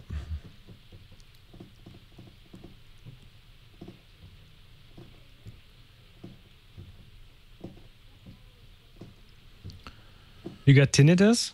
Yeah. Me too. You know why? Just a mild version, I have though. the worst tinnitus because I sat next to speakers at concerts. All these rock concerts, yep. They did it for me. Ruined my hearing. And I realize I'm wondering if this is related. I'm almost always humming or whistling or even singing songs under my breath, like. And I notice it when I do video recording because I can hear myself. And I'm thinking all of a sudden. First of all, I feel sorry for Lisa because she has to hear that all the time. You think you're trying to drown it out? I think I am because like I don't hear it now, even though it's here, and as long as there's sound going on, I'm not aware of it. But as soon as it's quiet, I really hear it. It's very loud. You know, at night I tend to bite my teeth. Mm-hmm. And that's when and that is related for me because that somehow pinches the nerve or something. So in the morning it's oh, that's good to know. It was terrible this morning. Maybe I was grinding my teeth. Whenever I manage to like get my jaw a bit more relaxed, it goes that's probably away. what it is. Good. All right. Thank you for the tip. I've got a mouth guard. My dentist says you should gotta wear it, and I say I don't want to wear it. So maybe I'll wear it. So yeah, I got a new camera. Do not tell me. I wish to be surprised. I won't. It's this one. It's little. No, it's not. It's a little bitty camera. Don't show me. I'm closing my eyes now. I don't want to see it. No. It's this one. That's a new camera. What is that, a Mamiya? That's a nicer camera. Gave out a box. It's an old box camera. Old box camera. Let's see. What else can I show you? I love cameras. I've got quite the collection. Too bad I'm a crappy photographer. No, you're not. Come on. I've taken good pictures sometimes. Have you had a chance to look at the 1,000 Pictures book? It's a quick read. I haven't. It'll make you speed through your photos. I've been going through I've been working on the video, but I haven't. Very cool. Yeah, I got to get the 1,000 picture book. 1,000. You have it in your email. You have it from last week. Oh, you sent me a code? I did send you a code last. Aren't you sweet? That's why I hadn't bought it yet. Okay, good. Let's go back and get the code. Get the code. Yeah. I do have high blood pressure as well.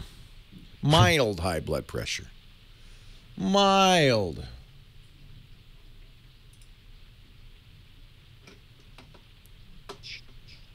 I'm so happy I got that camera thing sorted out. Yay. You'll be so surprised. I might be. Because I, too, am on that quest. What is the assignment? What is the new assignment? I forgot. Oh, let me check. Oh, here's the coupon. Thank you. I didn't read the rest of that email.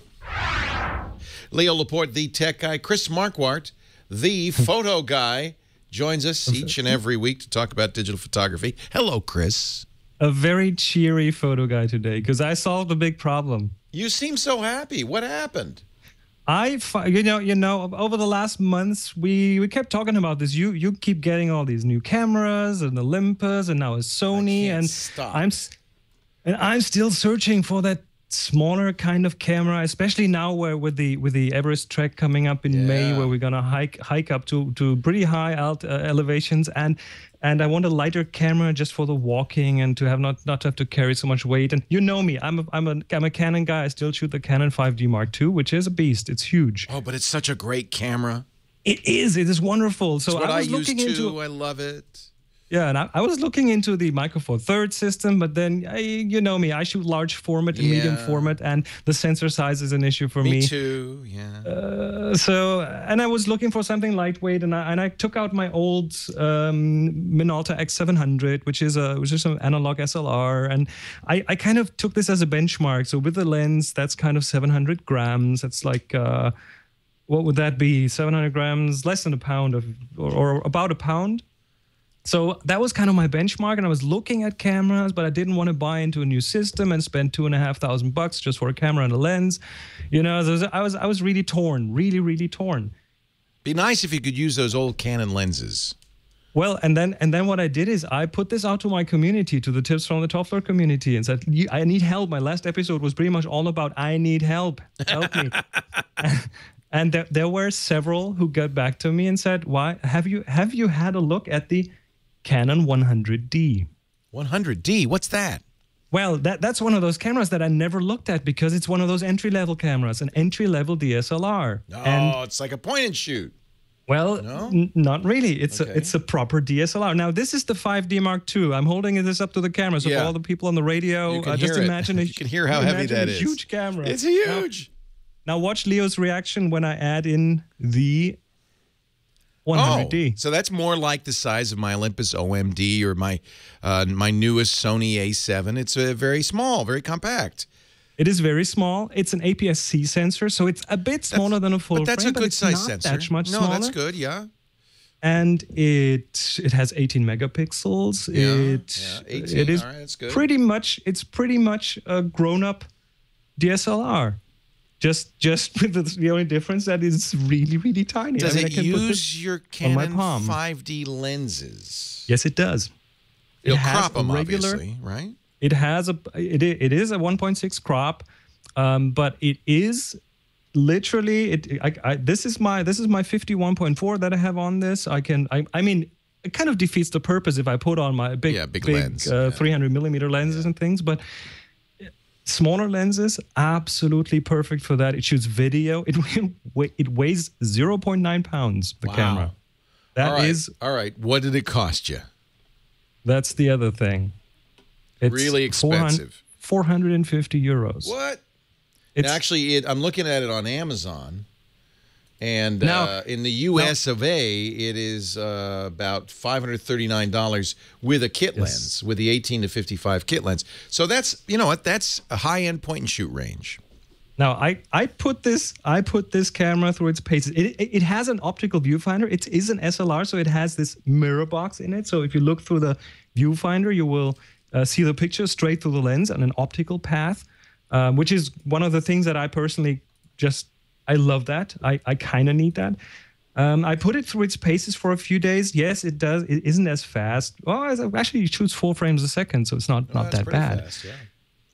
It has a smaller buffer, so after 4 frames in continuous shooting, you'll have to wait. But I mean, that's the speed you get.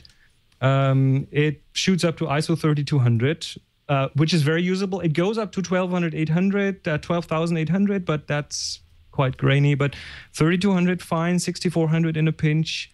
It does pretty much everything I need. It's sometimes a bit more complicated because it has a couple of buttons less, but I mean, even the buttons on the back, I mean, there are like 9 buttons on that camera, so you have direct access to quite a few things here. You know, I just bought a new camera. I don't want you to be telling me about this. This is making me mad. The thing is, this I'm cost so a happy third because, of, more or less, a fifth, an eighth of my new camera.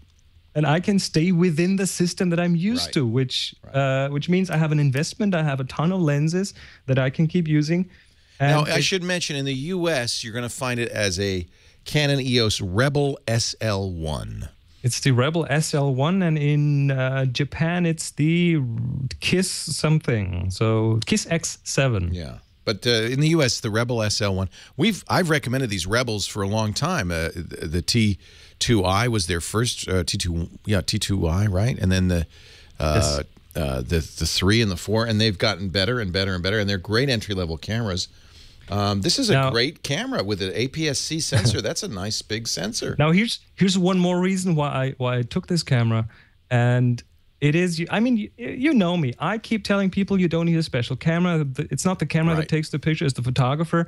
Right. I could have gone to a 5D Mark III or something else, but I want to prove a point here. So for the foreseeable future, I am trying to use this camera as much as I can and shoot with this camera, just to show people that it is not the camera, that you can use an entry-level DSLR and still get good pictures.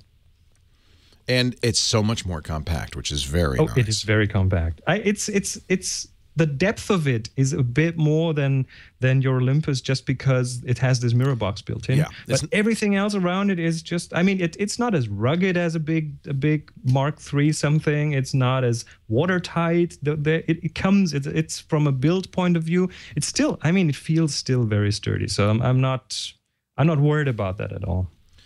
All right. There you go. I mean, this is something that I see a lot of pros now kind of rebelling, if you'll pardon the phrase, against these big camera systems. Nikon particularly just kind of has gotten out of control. The D3 was just like, it felt like you were carrying a backpack. Yes. And of course, everybody wants to be able to be mobile, to move around. There's another good reason to get a smaller camera. It's not as intimidating. That's one of the big reasons I have this, so I can do better street photography, because people, if they see you approach with a huge camera and an even bigger lens on it, they will be on guard. That's why I love my Olympus OMD, because it looks like a toy. Yes. You look like a tourist. It's you don't look like you're a serious photographer, and yet you can be. Good. All right. Well, this is a new recommendation. We have for a long time recommended the Rebels, and I guess this is a new one. I hadn't seen this one. The EOS SL1, Rebel SL1. That's what it's called in the U.S. In Europe, it's 100D. And I have to say that one of the Rebel I don't think was an APS-C. The XTs. The original digital Rebel, the first one was an APS-C. They started off as APS-C cameras, so it's in that tradition. And again, I put it through its paces. I love the image quality. Now, are you going to abandon your 5D, or is this just your backup? No. It is now a backup camera, so the 5D is my commercial camera. I will certainly have that with me when I go to Nepal, but this is just so much more handy, so tiny, so lightweight. And I can use my lenses. I'm a happy guy now. All right, there you go. Thank you for the review. Chris Marquardt does a great podcast, Tips from the Top Floor. He also does wonderful workshops, including that Nepal workshop coming up at discoverthetopfloor.com. His Discover Lightroom book is flying off the shelves, video. And he's got a new little book called 1,000 Photos, which I cannot wait to read. Chris, thank you. We'll talk to you next week. And I'll have your assignment, everybody, your Chris Marquardt assignment right after this. Leo Laporte, the tech guy. Wow, I did not expect that.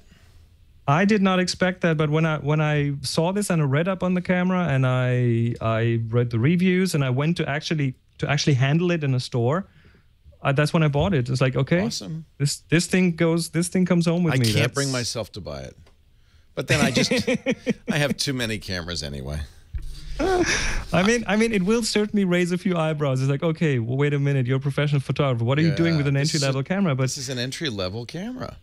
But the image quality is good. It might have a tiny little bit more noise in the shadows if you really push it, but that is not an issue whatsoever. Awesome. Really, really not. So awesome. Yeah, it's. And what was the assignment? I forgot. 3. The number 3. The number 3. Or something. Something 3. All right. Thanks, Chris. Absolutely. Great. Talk to you again next week. Thank you. Take care. Take care. We're going to get back to our Note 2 wireless charging question in a second. On Tuesday, I am going to review, actually Russell and I are going to review the new Sony. Russell has the A7, I have the A7R. So we're going to do a joint review of the A7. There's several OMDs. The one I use is the EM5. The new one, the EM1, is more expensive. Yeah, it's pricey, and it's micro four thirds, but boy, I love it. And Lisa has one, and I have one. It's $950 for the body, and then you have to buy lenses. But the nice thing is micro four thirds, lots of lenses, lots of different kinds. On before you buy, that's correct. That is correct, sir.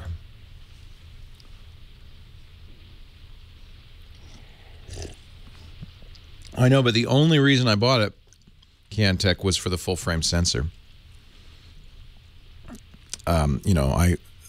If for a smaller sensor, I'd be perfectly happy with the OMD. I wanted a full frame sensor and a compact body, so that's why I got the R.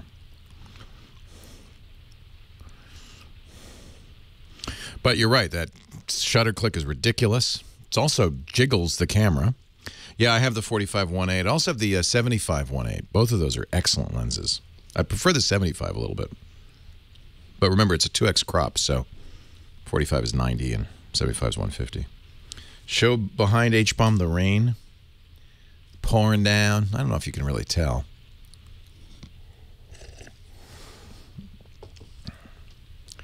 I know, the A7 is not a full frame, Cantech. The A7R is full frame. The A7 is smaller.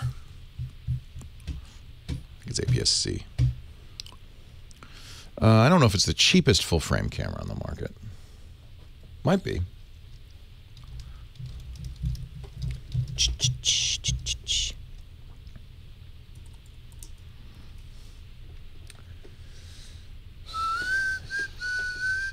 Well, it's not the same sensor. All right, it's full frame. You can't.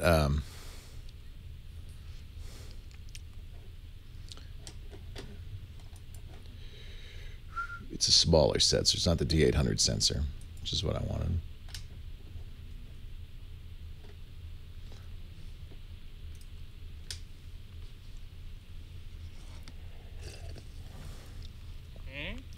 You're right. It's full frame. It's the 29 megapixels, 24 megapixels. Leo Laporte, the tech guy.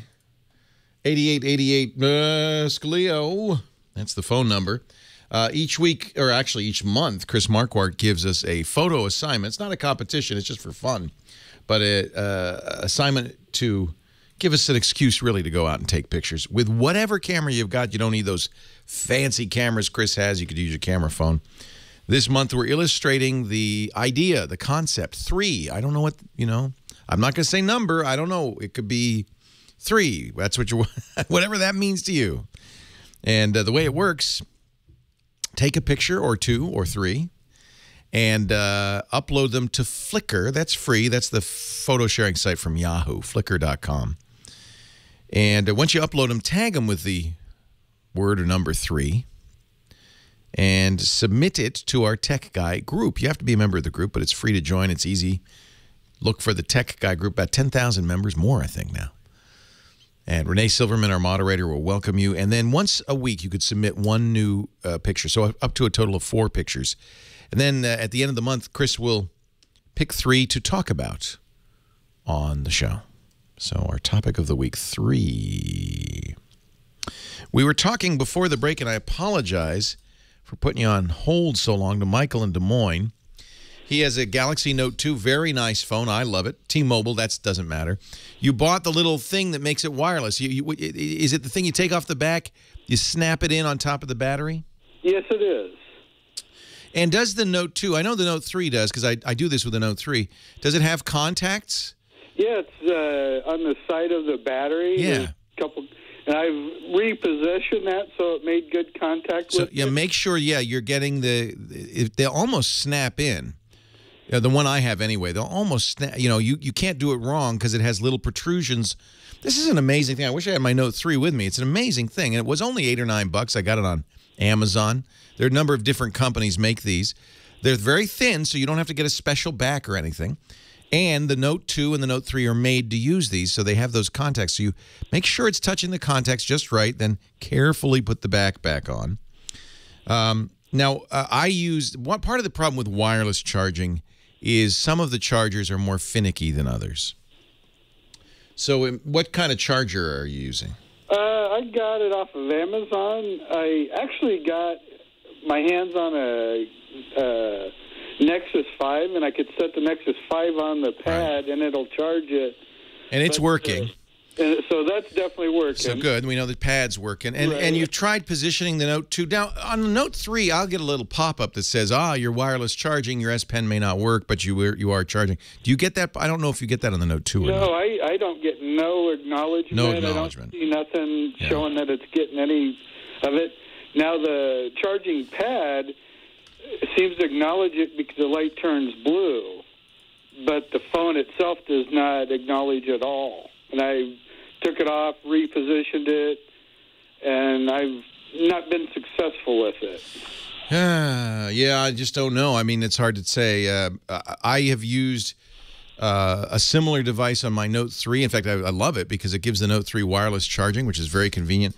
I bought a very nice wireless charging pad, which I recommend. Now, you've already got one, so there's no need for it. But it comes from a company called Tilt, TYLT.com. And it's called the View wireless charger. And the reason I like it is, and I've tried a number of wireless chargers from Energizer and Anker and so forth. But the reason I like this one is, first of all, it's a little stand, so the phone sits in it very nicely. But also, it seems to be less finicky than a lot of the chargers I've used. Some chargers, you have to move the device around to get it right in the right spot so that the inductance coil in the back of the phone hits the inductance coil in the charger just right, and so forth and so on. This one seems to be much less finicky. It does have a light, and I think that's a nice feature that lights up when it's charging. I just don't know. You don't see any charging at all? No, the phone don't show any acknowledgement of charging at all. You know, you should see where the battery... Yeah, a little lightning or something. Yeah, and that don't do it. I moved the phone around on the charging pad and... Well, I just don't know. I mean, mine works. You can. Let me see which one I got. I'm going to go check on Amazon because I bought a couple of different ones, and I found one that just really worked perfectly. And one of the reasons I really liked it is it does not, bulge the battery back up at all. So it really doesn't take up any space. Well, I actually bought a second one thinking the first one maybe it was damaged. Yeah. It didn't work, and neither one of them's working. Yeah, I don't know the answer. I have done this, and it works for me, but I don't know if the one you're using is so seems like a broad range of these. Some of them cheaper than others. Yeah, well, the second one I bought was a better one than the first one. The one I got that I use is the Do Cooler. I think that's the one I got. I got two of them, and I'm not sure which one I'm using. Darn it. I should have made a note on it. I'll bring my Note 3, so to speak. I'll make my Note 3 in. I think I'm using the Do Cooler. And it really does work. It's kind of a neat idea. I like wireless charging. I don't think it's as efficient as... no, I'm sorry. The one I'm using is not that. It's the phone, Phone, wireless charger, and it was $22. It was a little pricey. Phone salesman wireless charger. It supports NFC. That's one of the reasons I liked it. I don't lose my NFC. I'll put a link on our website to the one I'm using. I don't know if that means it'll work better or maybe there's something going on with your system. I don't know. I can't tell. Okay. But mine works beautifully. Yeah, I know you. I seen it. I think a couple of weeks ago, and that's why. Wait a minute. Oh man. Okay, according to a ham in our chat room, KC6TTR, wireless charging is only supported on the AT&T Note 2. It doesn't work on the T-Mobile Note 2. Oh, come on. Well, they got the contacts. Yeah, they're not connected to anything. Oh, come on, man. I really hate that, and you see it a lot where cell carriers will specify changes to the hardware, sometimes slight invisible changes that you wouldn't even know about, like this one. Well, thank you, chat room. Thank you, KC6TTR. He says you need to mod the PC board to enable it. But there is a thread. Wow. There is a thread on XDA developers all about this. You could search. So there is a mod you can make. But that's very frustrating. Yeah, I can't imagine why T-Mobile wouldn't want you to wireless charge your phone. Yeah. But they don't. So there you go. There's the answer. Thank you, chat room. Once again, brilliant. And again, another reason. Always, before I buy a phone from a carrier, a couple of reasons I don't like to do that. The other reason is because the carrier lards it up with all of their special software. Oh, you can't live without my AT&T or my T-Mobile and all that junk, and I don't want it. Usually you can't uninstall it. So I tend to like to buy unlocked phones, not from an individual carrier. That's a shame. I got to tell you, the thing about wireless charging, a number of phones do support wireless charging. Galaxy S4 has that built in. The Nokia Lumia phones have that built in. It's cool because you could just, at least the promise is you can just plop the phone down, it'll charge, and then you pick it up on your way out the door. Problem is it's a little more finicky than that. You have to position it carefully. Wireless charging seems to be less efficient, so it's slower to charge, and perhaps more of the power is dissipated in heat, so it's probably not, eco-friendly. I like it, though, and with this little stand from Tilt, made it very easy for me and made me appreciate it a little bit better. Gosh, I'm sorry. All right, T-Mobile, I ought to. Nexus 5 has it. Nexus 7 tablet and Nexus 10 tablet have it. That's right, the Google tablets have it. Even on T-Mobile, the Galaxy S4 has it. Why would T-Mobile disable that? I don't understand. Dave in Los Banos, California. Hi, Dave. Hey, good afternoon, W6TWT. Ah, a good day to you, sir. What's your call sign? KG6NUO. KG6NUO. Hello. Hello there.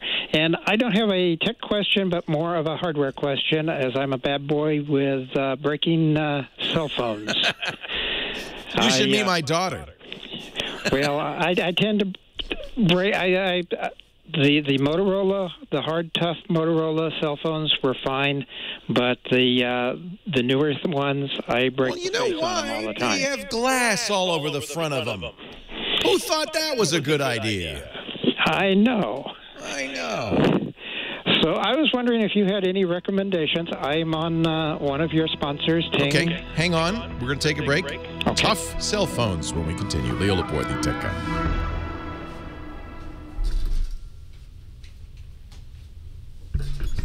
Wow. I can't believe you're in the chat room, KC6TTR. That's very convenient. He actually uploaded a mod to XDA developers. No, we're going to have Daniel on soon, I think. Book is good. I haven't finished it, but it's very good. No, the Canon is APS-C, Gunny Man.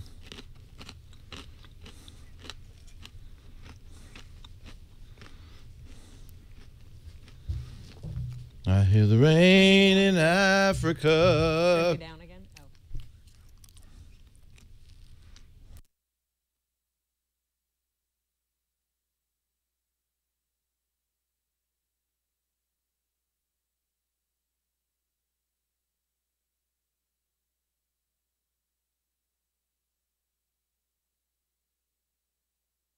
That's a great story.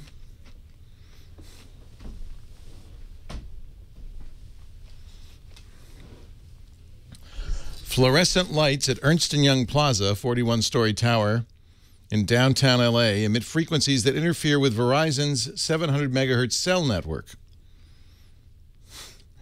The FCC said that would fine the building company's management $16,000 a day if it keeps using the interfering lights.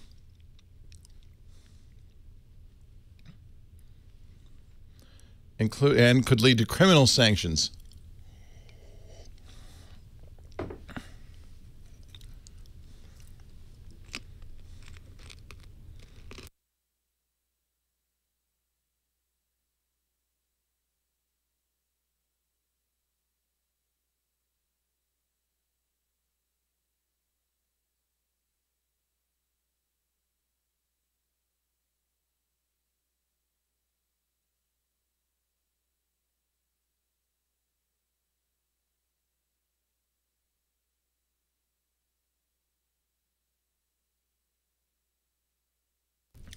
Wow. Wow. Thank you, Web 59299er299.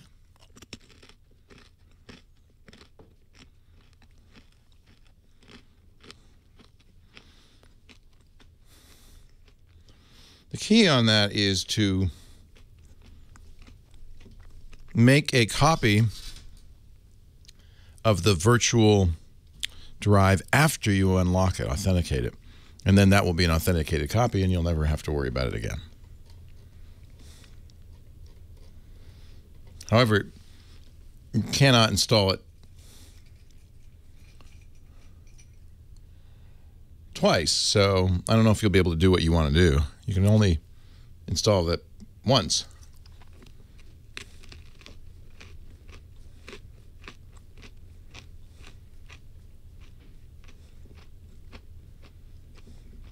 Yeah. Unless there's maybe the license allows you to do that. I don't know. Well, hey, how are you today? Leo Laporte here, the tech guy. Talking tech, answering your questions, helping you understand the magic that is modern technology. 8888 Ask Leo. That's the phone number. 888-827-5536. Toll free from anywhere in the U.S. or Canada. Outside the U.S. or Canada, use Skype. Who were we talking to, Heather? It was Dave, right? In Los Banos? Hello, Dave. Hello, sir. Sorry to put you on hold like that. That's no problem. Got to pay those bills. So for those just joining us, restate your question. That way we'll... I'm looking for some type of cell phone that I can use that's going to be durable. It's not going to fall apart.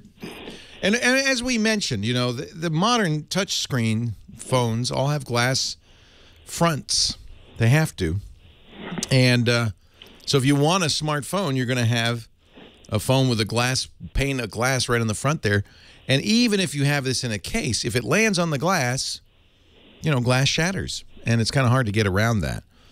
They try to use Gorilla Glass, which is a toughened glass product, but it's still not perfect. It's a materials science problem, frankly. You want glass to be scratch resistant, but at the same time that makes it brittle. You know, plastic is less brittle, but it scratches. So it's you know, Gorilla Glass is nice because it seems a little bit more resistant. Apple has bought a sapphire manufacturing company and apparently is starting to make sapphire somethings. We don't know what they are, and that may be because sapphire is more durable. I'm not sure. Do you want a smartphone? Do you want one with touch screen? I would like one with as a smartphone capacity, but I'm also open to the ability of tethering my notepad to the to the account. Yeah, I mean that's tablets are even worse because it's a bigger pane of glass. I would get a good case. And there are a number of great cases that have covers that go over them when you're not using the phone. So if you drop the phone, you have less likelihood of breaking it. I like OtterBox. That's a good one. OtterBox.com. They make cases with covers, so that will work on almost any phone. There are a couple of others that I've used. Ballistic, Ballistic, also makes very good, tough cases. These are, in fact, we had a Ballistic case we dropped off the roof of this building to review, and it didn't break. The phone survived. In fact, dropped 2 phones off. And the Ballistic case protected it, even though it bounced 4 or 5 times. So that's probably your best bet. No touch phone is going to be particularly durable. I mean, almost all of them use Gorilla Glass now, so they're all hardened glass. I noticed my last two encounters with this, I've broken it's actually been the screen rather than the actual glass that is broken. Oh, interesting. So the glass was intact, not shattered, not cracked? Right, no. The one I have now, it's just the screen that's broken and is all distorted like a laptop. I think an OtterBox would help you there. That's probably because you sat on it. Well, I have the habit, being a radio guy, climbing up on the roof and having the phone. Obviously, the radios are hanging on the hip, but the phone always goes in the pocket. Yeah. And obviously, you know what happens in the pocket. It bends. And, of course, that torque won't necessarily break the glass. Glass is actually surprisingly flexible, but the screen may not survive it. And so OtterBox is really good for those situations. OtterBox or Ballistic, either one, they're very similar. They have a soft rubber cover, which then is snapped on the phone and then surrounded by a hard plastic cover, and this double protection means it's very durable. And several of the models have either covers that close or they have belt clips that have a cover. So I tell you, I know a number of people who are very accident prone, including my daughter, who's gone through 4 or 5 iPhones in the last few years. And I finally gave up and just gave her an OtterBox, and she's using it, and she has not broken it. Okay, I will have to give that a try then. Thank you very much. My pleasure. 7-3. Take care. You bet. 73. Actually, Hams would appreciate this. There's a building in downtown Los Angeles that has just received an order from the FCC to cease and desist. What are they ceasing and desisting? They're fluorescent lights. The Ernst & Young building has fluorescent lights that are interfering with Verizon's 700 megahertz cell phone band. The Federal Communications Commission, which gets involved in stories like this, has sent the company, actually they've been investigating it for some time. They finally gave up. The company that owns the building, Ernst & Young Plaza, it's a 41-story office tower near downtown L.A., the FCC contacted them in April of last year, asked them, actually Verizon contacted the FCC and the building to resolve the issue. Brookfield Office Properties, which manages the building, said, well, we're investigating, but never fixed it. FCC got another complaint in December. Finally, the FCC has now threatened them with fines, daily fines, and even perhaps criminal prosecution. It's the ballast in the fluorescent lights, the little electronic gear that gets the light to fluoresce. These, you've heard them buzz. I mean, fluorescent lights are noisy. I'm sure you've heard them buzz. You've heard, all sorts of problems with them. Well, apparently, in some cases, General Electric, which makes these particular ballasts, says the ballast can be malfunctioning and produce frequencies that interfere with the cell network. So if you're in an office building with fluorescent lights and your cell doesn't work there, hey, maybe it's the lights. General Electric says we know about this problem and it's only in some of the lights that we make. I hope they fix it. General Electric says, and actually they sent out a bulletin that said a small number of their Ultramax ballasts, quote, produced unintentionally high-frequency radio emissions that have the potential to cause interference with certain types of wireless communications. Wow. Who knew? An office building. Brian in San Diego, you're next. Leo Laporte, the tech guy. Hi, Brian. Hey, Leo. How you doing? I'm well. How are you?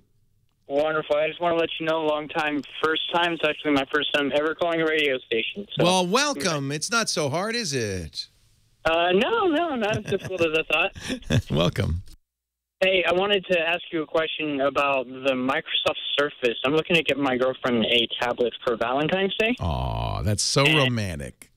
Yeah, and I know that it wasn't that well received, but for what she's trying to do, I don't know if it would be too much of an issue for her if she were to get it. Well, the Surface is a good choice for some people. It just depends exactly on what she does and what she wants. Well, basically, it's just web browsing. The biggest thing that she likes with it is it has Microsoft Word. Right. That she'll be using a lot. But I know you can get other tablets and get pretty compatible Microsoft programs. You cannot get Microsoft Office on anything but a Windows tablet, though. That's something Microsoft hasn't yet released for Android or Apple. So if Word is what she wants, Android has Quick Office, but that's not going to be the solution. I think you're right on. I would look at the Nokia 2520. Which is a beautiful little tablet, very elegant. You can get it in colors. And it's Windows RT. It's not full version of Windows, but if you say what she wants is Word and to surf, this is perfect. Comes with a full version of Office. It's part of the price. It's very small. It's 10 inches. I think it's a very good choice. Okay, so I guess since it's an Android, it would work pretty well with her Android phone. Yeah, I mean, well, she has an Android phone, and an Android tablet's a great choice and lots less expensive. A Nexus 7, for instance, which I like a lot from Google, is only a couple $100 compared to $500 or $600 for the Windows tablet. So I think there are reasons to go with Android. If she's used to Android, it does have Quick Office. She can read and somewhat write Microsoft Word documents with it. Leo Laporte, the tech guy. I like the chat room says, Web4498 says, best advice, don't get her a tablet, buy her flowers and candy. What are you, nuts? No, I think a tablet would be a very romantic gift. What do you think, Heather? You think that's a good gift for Valentine's Day? If you have an old gadget, let's say you have a Galaxy Note 2 and you realize it doesn't do wireless charging and you want to get rid of it, you should go to Gazelle.com. Get top dollar. I wonder, just out of curiosity, what his Galaxy Note 2 is worth. Sell your iPhone, your Galaxy, your iPad, your iPod, Macintosh computers. They take phones from BlackBerry, HTC, LG, Motorola, Nokia, Samsung. Let's see. What did he have? He had a T-Mobile Galaxy Note 2. In good condition, I presume, $115. There you go. We got you more than halfway to your Galaxy Note 3. They will. Now, this is beauty. This is the beauty part. This quote is good for 30 days. You don't have to sell it now. You have 30 days to decide. But do get the quote now, because I got to tell you, the value on these things is not going up. Have an old iPhone. Oh, wait, we had an iPhone 4S earlier, right? And she wanted to upgrade to or something like $90 for an old 4S. Wow. GAZELLE.com. Your quote is good for 30 days, so get it now. Maximize the value. When you decide to pull the trigger, and by the way, do as many gadgets as you can find, because you might as well get them all in that box. It's postage paid. They'll send you the box with a prepaid mailing label on it. You pop it in the mail to Gazelle. Their data experts will wipe the data if you forget. They turn it around very quickly. And then you get a check or a PayPal credit or an Amazon gift card, which I like because I use Amazon a lot, and they bump that value 5% on the Amazon gift cards. They add an additional 5%.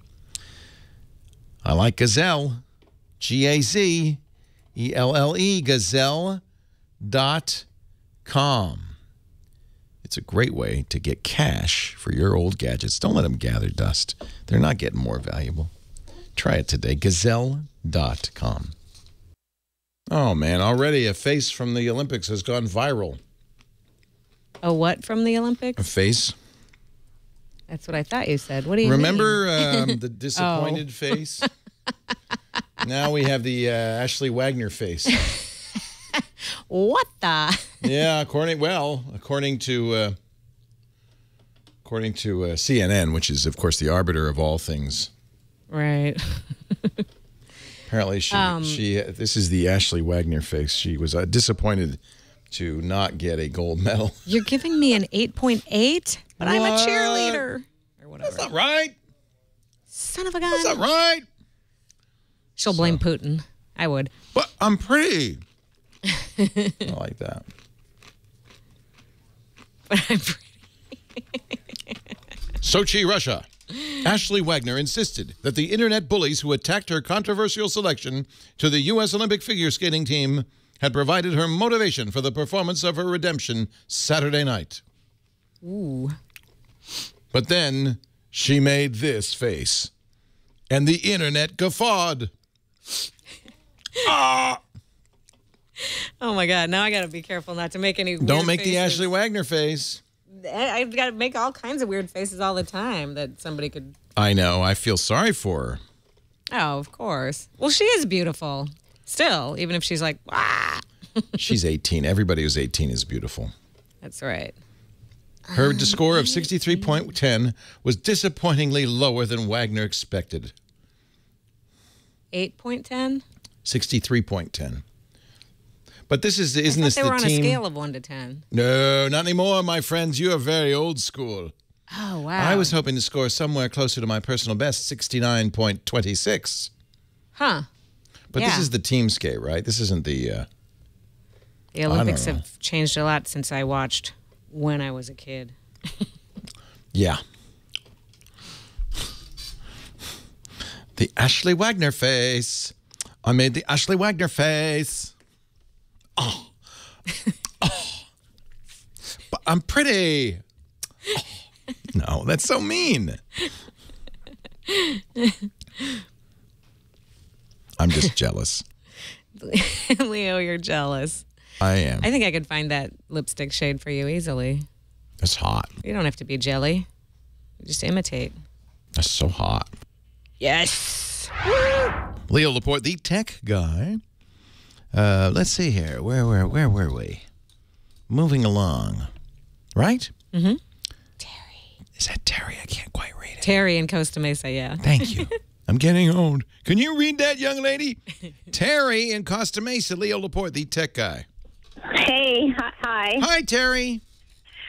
I have an odd question. I've got 3 years worth of text messages from one person on my iPhone 5S, and of course it was transferred over, and I don't want to delete them. And at one point, I was actually transcribing them. I want to keep them all. No, you don't have to transcribe them. I don't think. Well, I want to know how to put them in a document and get them off my phone because now it's 6.2 gigabytes. Maybe you do have to transcribe them. You're kidding me. No, don't laugh.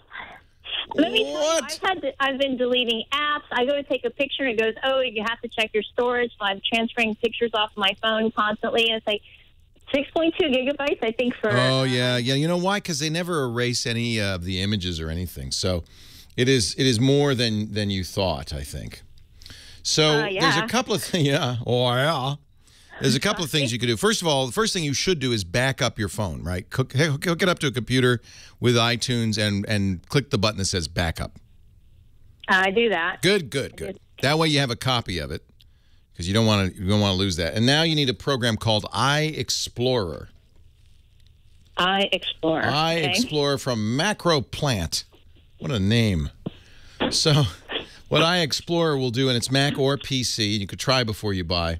Besides getting your music off of your iPod and stuff like that, it will let you export iPhone text messages.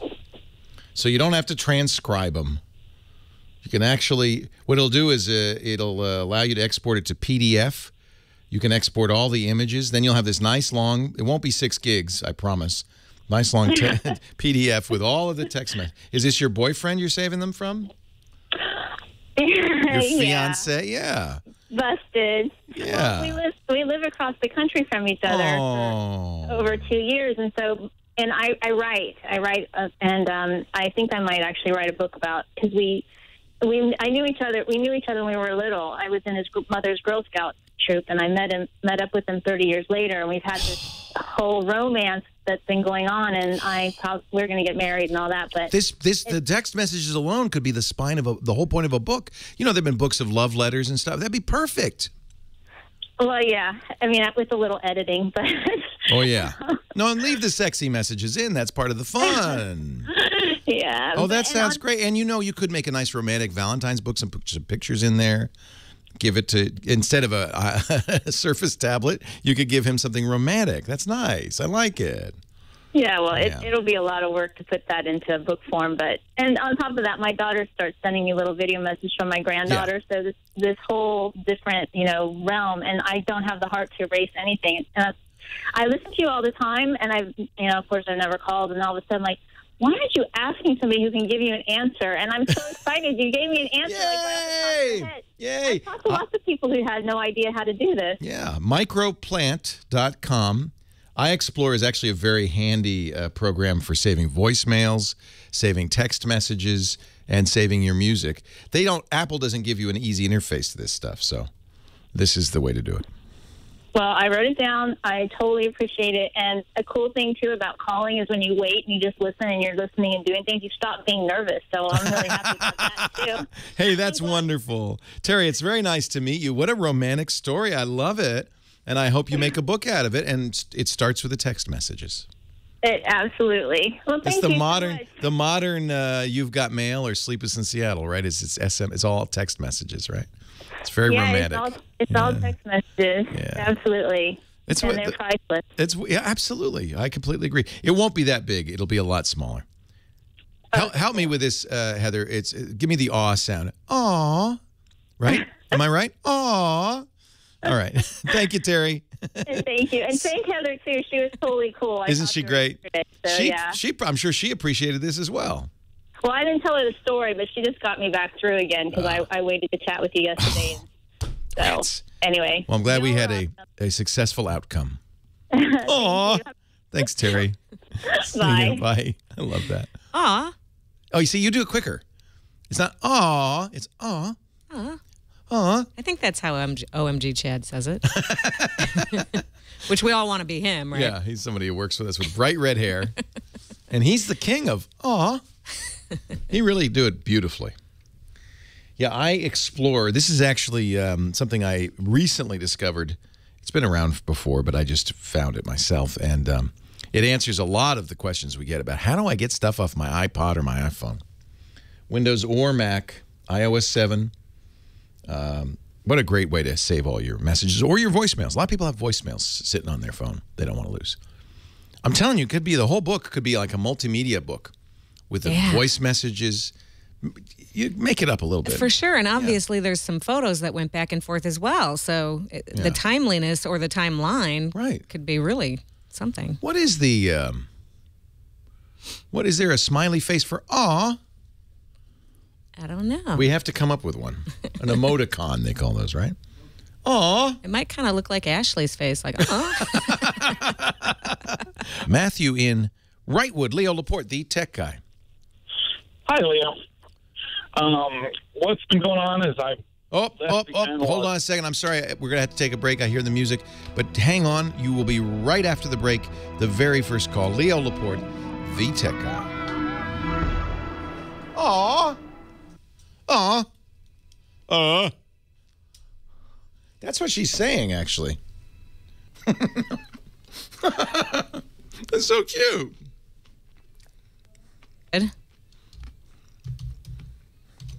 So those are both her. Yeah, that's before and after. Oh. Wah, wah, wah. She's adorable. She's adorkable. Hi. Oh. Oh. Darren Cummings, Getty Images. What? They took Flappy Bird off the iOS App Store? What? I never even got to play. What?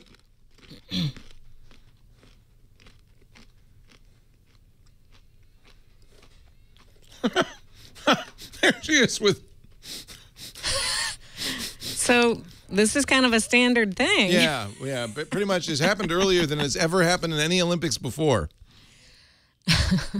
Oh my God, sooner than in any other Olympics in history, we have a face. Aw. That's a face. I don't like giving her a hard time. She's a nice girl.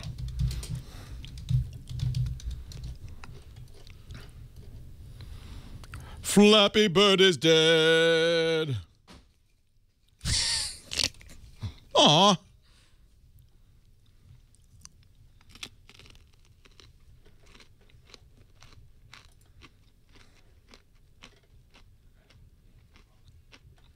The first meme of Sochi is here. Oh, now it's in video. Is there a GIF? Yep. You ready? You ready? Here it is. Here's the GIF. Oh. Oh. Did she say a bad word? Rewind the tape. Oh, she said a bad word. I think she said bull spit. Oh, right. We need butterscotch. Butterscotch. We need the people from bad lip reading to tell us what she said there. Somebody remembered Bird from yesterday, spit. Bible study. Bible study.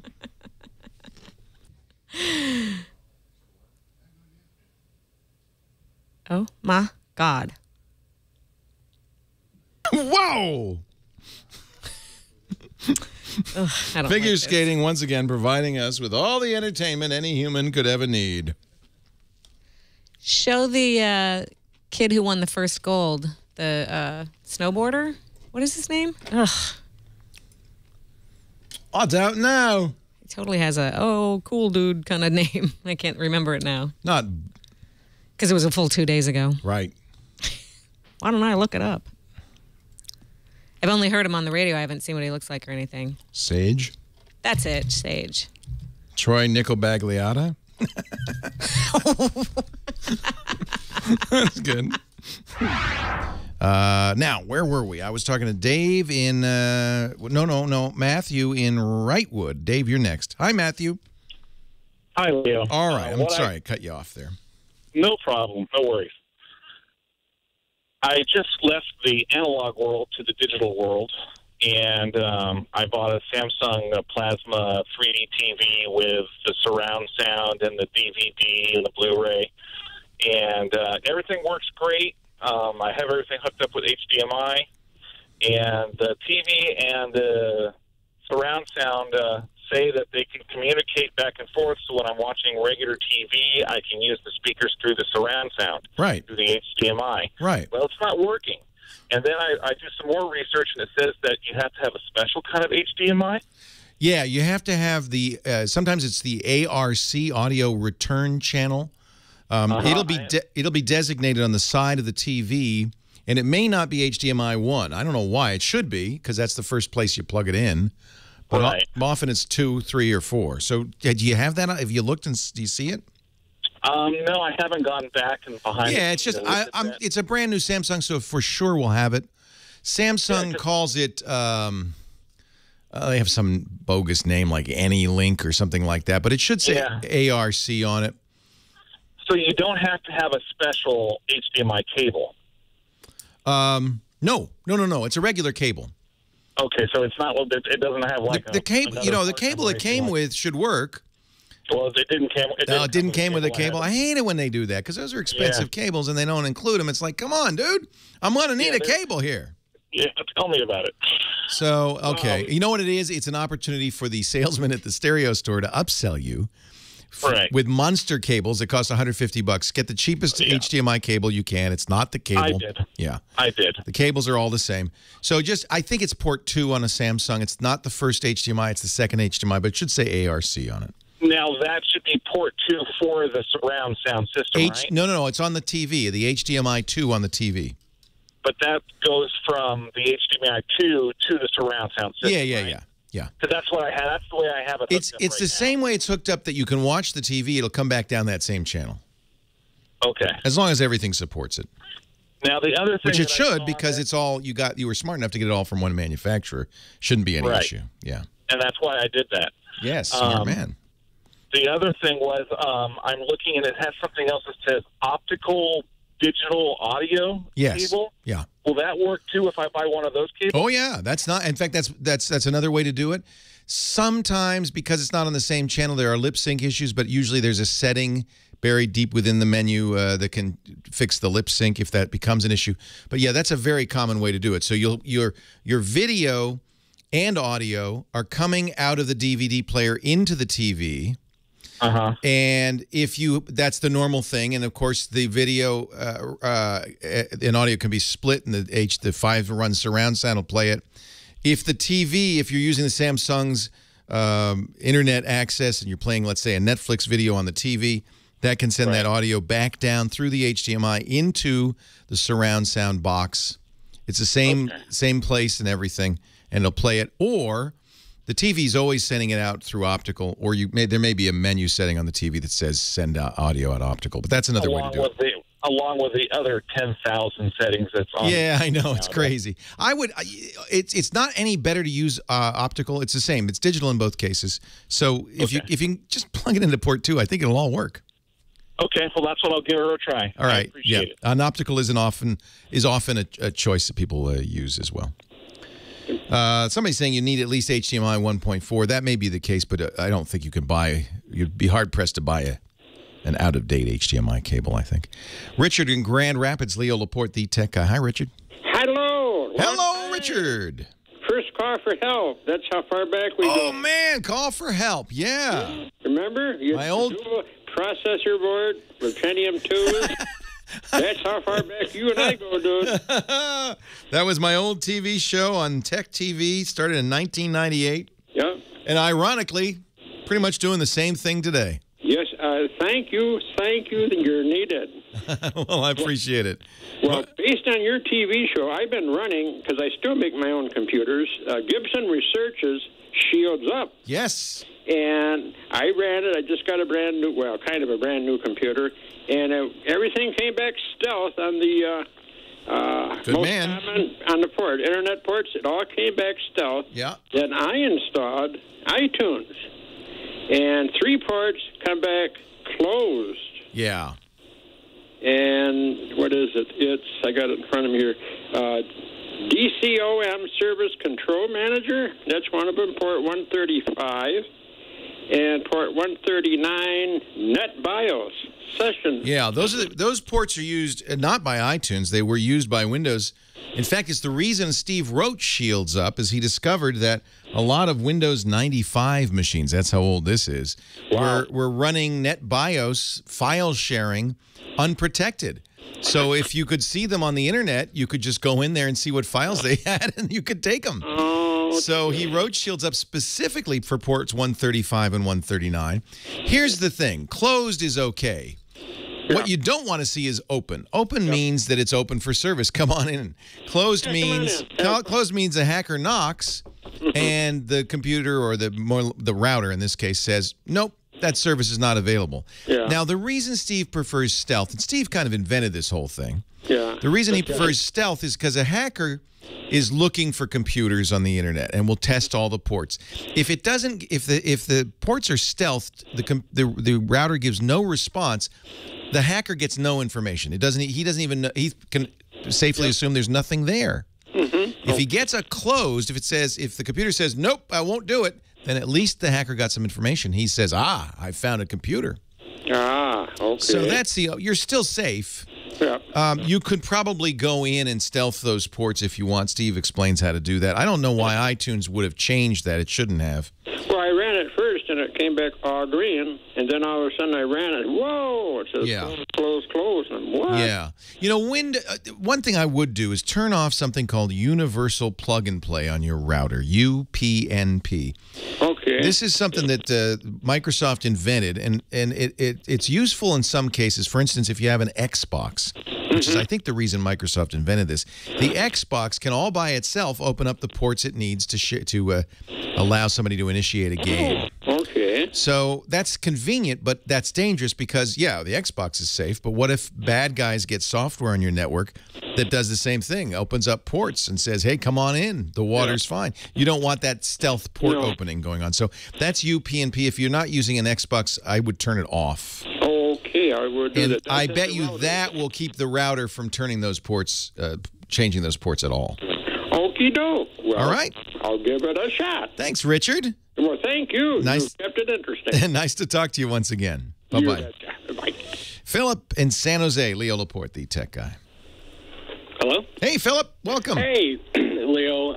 So good to talk to you. I love your show. Thank you. And I'm happy to be getting this rain. Isn't it? So here in California, where we've had beautiful, perfect weather, in some cases 80-degree days, while the rest of the country's freezing and snowing, we finally got some rain, which we much needed. So the drought is let's hope, coming to an end. Hope so. Yeah. Anyways, I have about 7 to 8 terabytes worth of external hard drives. Okay? Yeah. I'm running XBMC. I love movies, all kinds of media. I want to make the jump to a NAS system, and I just don't know where to start. Yeah, that's going to be, for what you're doing, a good idea. A NAS is a network-attached storage. It's basically a computer without a keyboard, mouse, or monitor, big hard drives, centralized. It's on the network, available to all the computers. And for you, because you're running a media server, it's a way of sharing your media files. I'll talk about a NAS and how to set one up when we come back. Leo Laporte, the tech guy. My name is Old America. Who was it that was praying for rain? Wasn't there a rain dance? See, if you pray for rain, eventually your prayers come true. No, it rains because I washed my car. Yeah, that's another one. That's another one. Yeah. Thank you, California. You're welcome. Yeah, I did that. I did it. Leo. Johnny. John C. Dvorak and Adam Curry are they the shook cause of their the rain. rain stick. Yeah, they shook their rain sticks. It's Or very interesting. It could be if it's rainy, and they start an episode and John says, "Oh, it's raining out here." They shake their rain sticks and then they say, "Oh, look, we caused the rain." Or it could be the Catholic bishops praying for the rain. California Conference of Catholic Bishops on Tuesday asked people of all faiths to join in prayer for rain, and apparently they solved it. So it's either John's rain stick, Catholic bishops, or it could just be the ecosystem. Why do we have to remind God that we need some rain? Like, shouldn't that just be automatic? You're starting to sound like Ashley now. Aw. God. I like the GIF. I want the animated GIF back. Where was that? It was like Gawker or somewhere.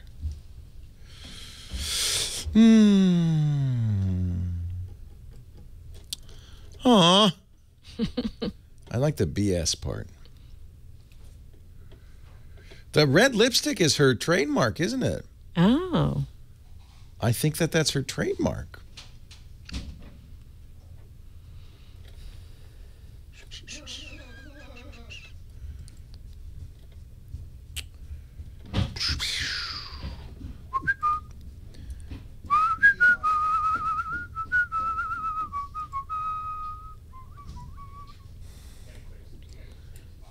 The BS meme, they're calling it. Really? Yeah. For butterscotch? Butterscotch meme, yep. That is great. Woo! Young lady. Well, now I want to see how she did. I mean, that is horrible when you feel cheated. Team? This was the team, though. Team doesn't matter. Oh. Team is just, you do it because, you know, there's no I in team, there's Ashley. no I. But figure skaters, it's all about me. So they care a lot more about their solo performance. Right, and that's really right. what matters to her. And so it's not. Actually, somebody on some sports thing made a great point that I heard this morning, I think. But it's kind of a duh, but they're like, you know, Peyton Manning, somebody like that, they've got like hours of football to show their worth, etc. They got 3 minutes.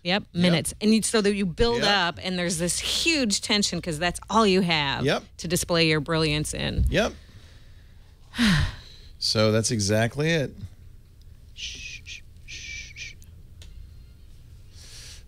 These things happen. What's next? Are we going to have a special Valentine's show? That's next week, isn't it? Yeah. Not that I'm watching. Oh, this is a good one. This is a good one. She's unhappy. The ring didn't open. Oh! Vladimir Putin had that face. That's just going to be popping up everywhere. What do you mean you're out of chicken McNuggets? You know. Oh. That's you BS. can't break up with me. I'm breaking up with you. Oh.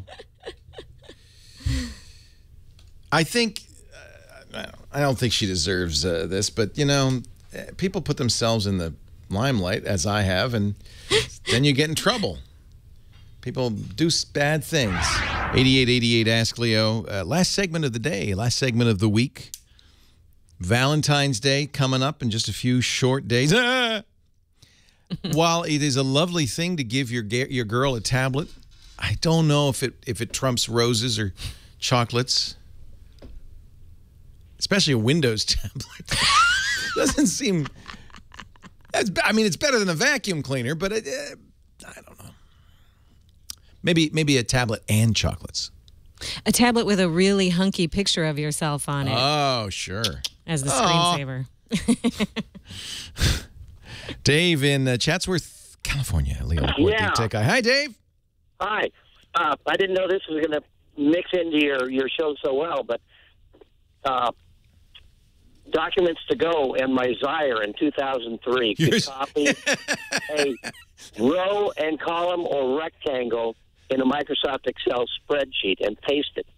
Windows Phone 8, apparently their Excel cannot. I don't know why. I know. Do they have copy and paste finally? I think they do, yeah. It took them a little while. Documents to Go is a great program. It's the only program I regularly paid $50 a year to update, okay? And you'd think, though, that the Microsoft phone would do this. Right, and the reason I wanted to go to Microsoft is I don't like Google's you ain't got no privacy policy. Ironically, though, Google will let you paste into a spreadsheet. Oh, no, but they'll also sell me to everyone they can. Yeah. Okay. Microsoft is selling privacy. Yeah. Google is selling me. For reasons I don't fully understand, they seem to be selling privacy. But yeah. I'm wondering about cyanogen mod. No, there's no mod for. There's nothing you can do. You have a Lumia or a Microsoft Windows phone, you're stuck with it. No. I have a dying Thunderbolt. Oh. I can't even dial. Okay, and I'm looking for a placement that's not going to spy on me. And I thought, okay, cyanogen mod. I don't know how you would know whether something is spying on you or not. Well, because Google's privacy policy says we're going to read your logs and read whatever is in your phone and sell it. So you're going to use a ROM created by a hacker that you don't know, and I know. I can't help you on that. I can't. Who knows what look? I trust Google, so you're asking the wrong guy. But if you don't trust Google, I don't know why you would trust cyanogen mod. Well, that's why I'm calling you. I've heard that it doesn't do that stuff and it doesn't collect things in the. Well, but who knows? I know it's supposedly open source, but I'm not going to be recompiling it. So, and So I thought, okay, that's why I was looking at Microsoft. I looked at a 928, hoping. I've been waiting 3.5 months for the. I don't know why people think Microsoft doesn't spy on you. Why do you think Microsoft doesn't spy on you? Do you think they don't spy on you? Yeah. Whatever that means, spy on you. I mean, Google is. It's not like you have people at Google who are sitting there going, "Gee, I wonder what Dave's up to."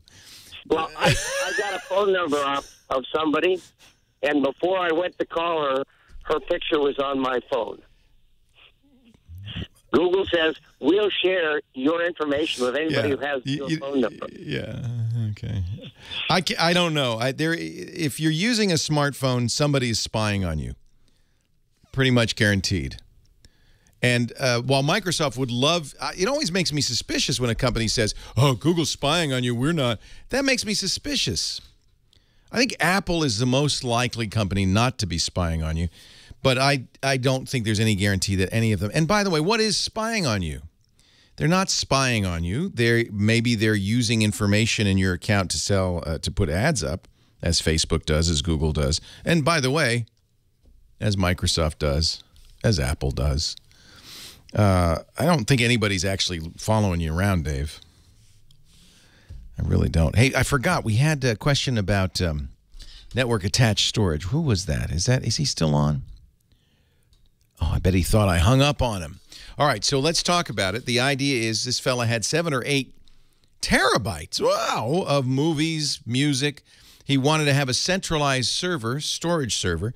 The best way to do it is with a network-attached storage. It's a very, very big hard drive that you put in a closet somewhere because it doesn't have a keyboard, mouse, or monitor. You control it via your web browser on any one of the other computers on the network.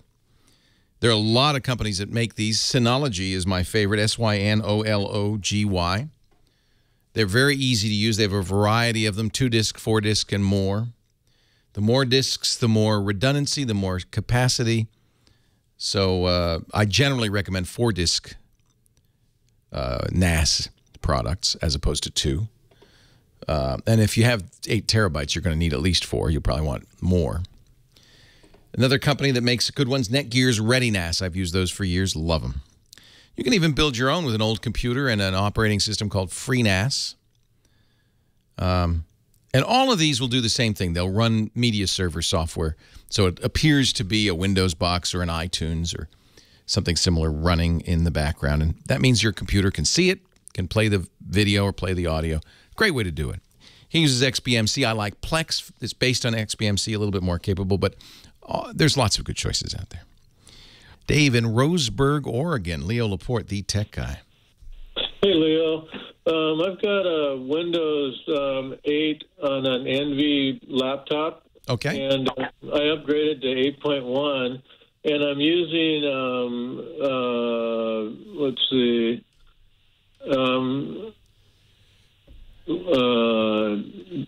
I can't find it, but, it's Viper. Antivirus? Yeah. Yeah, and what's going on is it's conflicting somehow with my Windows firewall. I go back and configure my firewall, and I get that thing down in my toolbar on the bottom, the question mark with a exclamation, and when you open it up, it says you have a problem with your firewall, and I go check, and my firewall's off again. Yeah, generally, security software doesn't like firewalls or is incompatible with. You see problems with security software all the time of this sort. I would guess that the Viper product you're using has its own firewall. Is that the case? It has what implies it's a firewall. Yeah, so that would make sense that they would then disable Windows firewall. So it's a question of do you like Viper? Is it doing the job you want? Is the firewall? Do you trust it? Then let it disable Windows firewall because it's incompatible. You only need one running. I generally I think the Windows firewall is excellent. I think you use that with you have Windows 8, so you have Windows Defender built in. You probably on Windows 8 don't need a third-party antivirus like Viper because Microsoft has really kind of locked it down. But if you want to keep Viper and you don't mind using the Viper firewall, I would just let it disable the Windows firewall and continue on. It's fine. The other option, I guess, which might be a little more complicated, is removing the firewall component from Viper, turning it off. If you could figure that out in the configuration, then it probably won't disable Windows Firewall. Hey, thanks for the call. Thanks to all of you for listening. I think maybe next week, I want to talk about privacy in Google, because this last caller rattled me a little bit. The idea that Google's spying on you. I can't use anything Google because it's spying on you. Interesting contention. One which I disagree with. Of course, there's no way to know for sure. And if you're using software that's not open source, if you're using hardware like a smartphone, you're opening it up. It's a perfect spy device. It's got a microphone. It's got a camera. It knows where you all are at all times. I think this issue of privacy, of trust, of who's spying on whom, and how do you know is a great one. We'll save that for next week. How about it? Leo Laporte, the Tech Guy. Have a great Geek Week. Well, that's it for the Tech Guy Show for today. I'm Leo Laporte. Thank you so much for joining us. Don't forget, the Tech Guy is just the tip of the iceberg. We do nearly 30 shows now on the Twit Netcast Network, and you'll find them all at twit.tv. We talk about Windows on Windows Weekly, Macintosh on Mac Break Weekly, iPad on iPad Today. You get your daily dose of tech news from Tech News Today, and our weekly roundtable show, This Week in Tech. It's all at twit.tv. And I'll be back next time with another great Tech Guy podcast. Thanks for joining me. See you next time.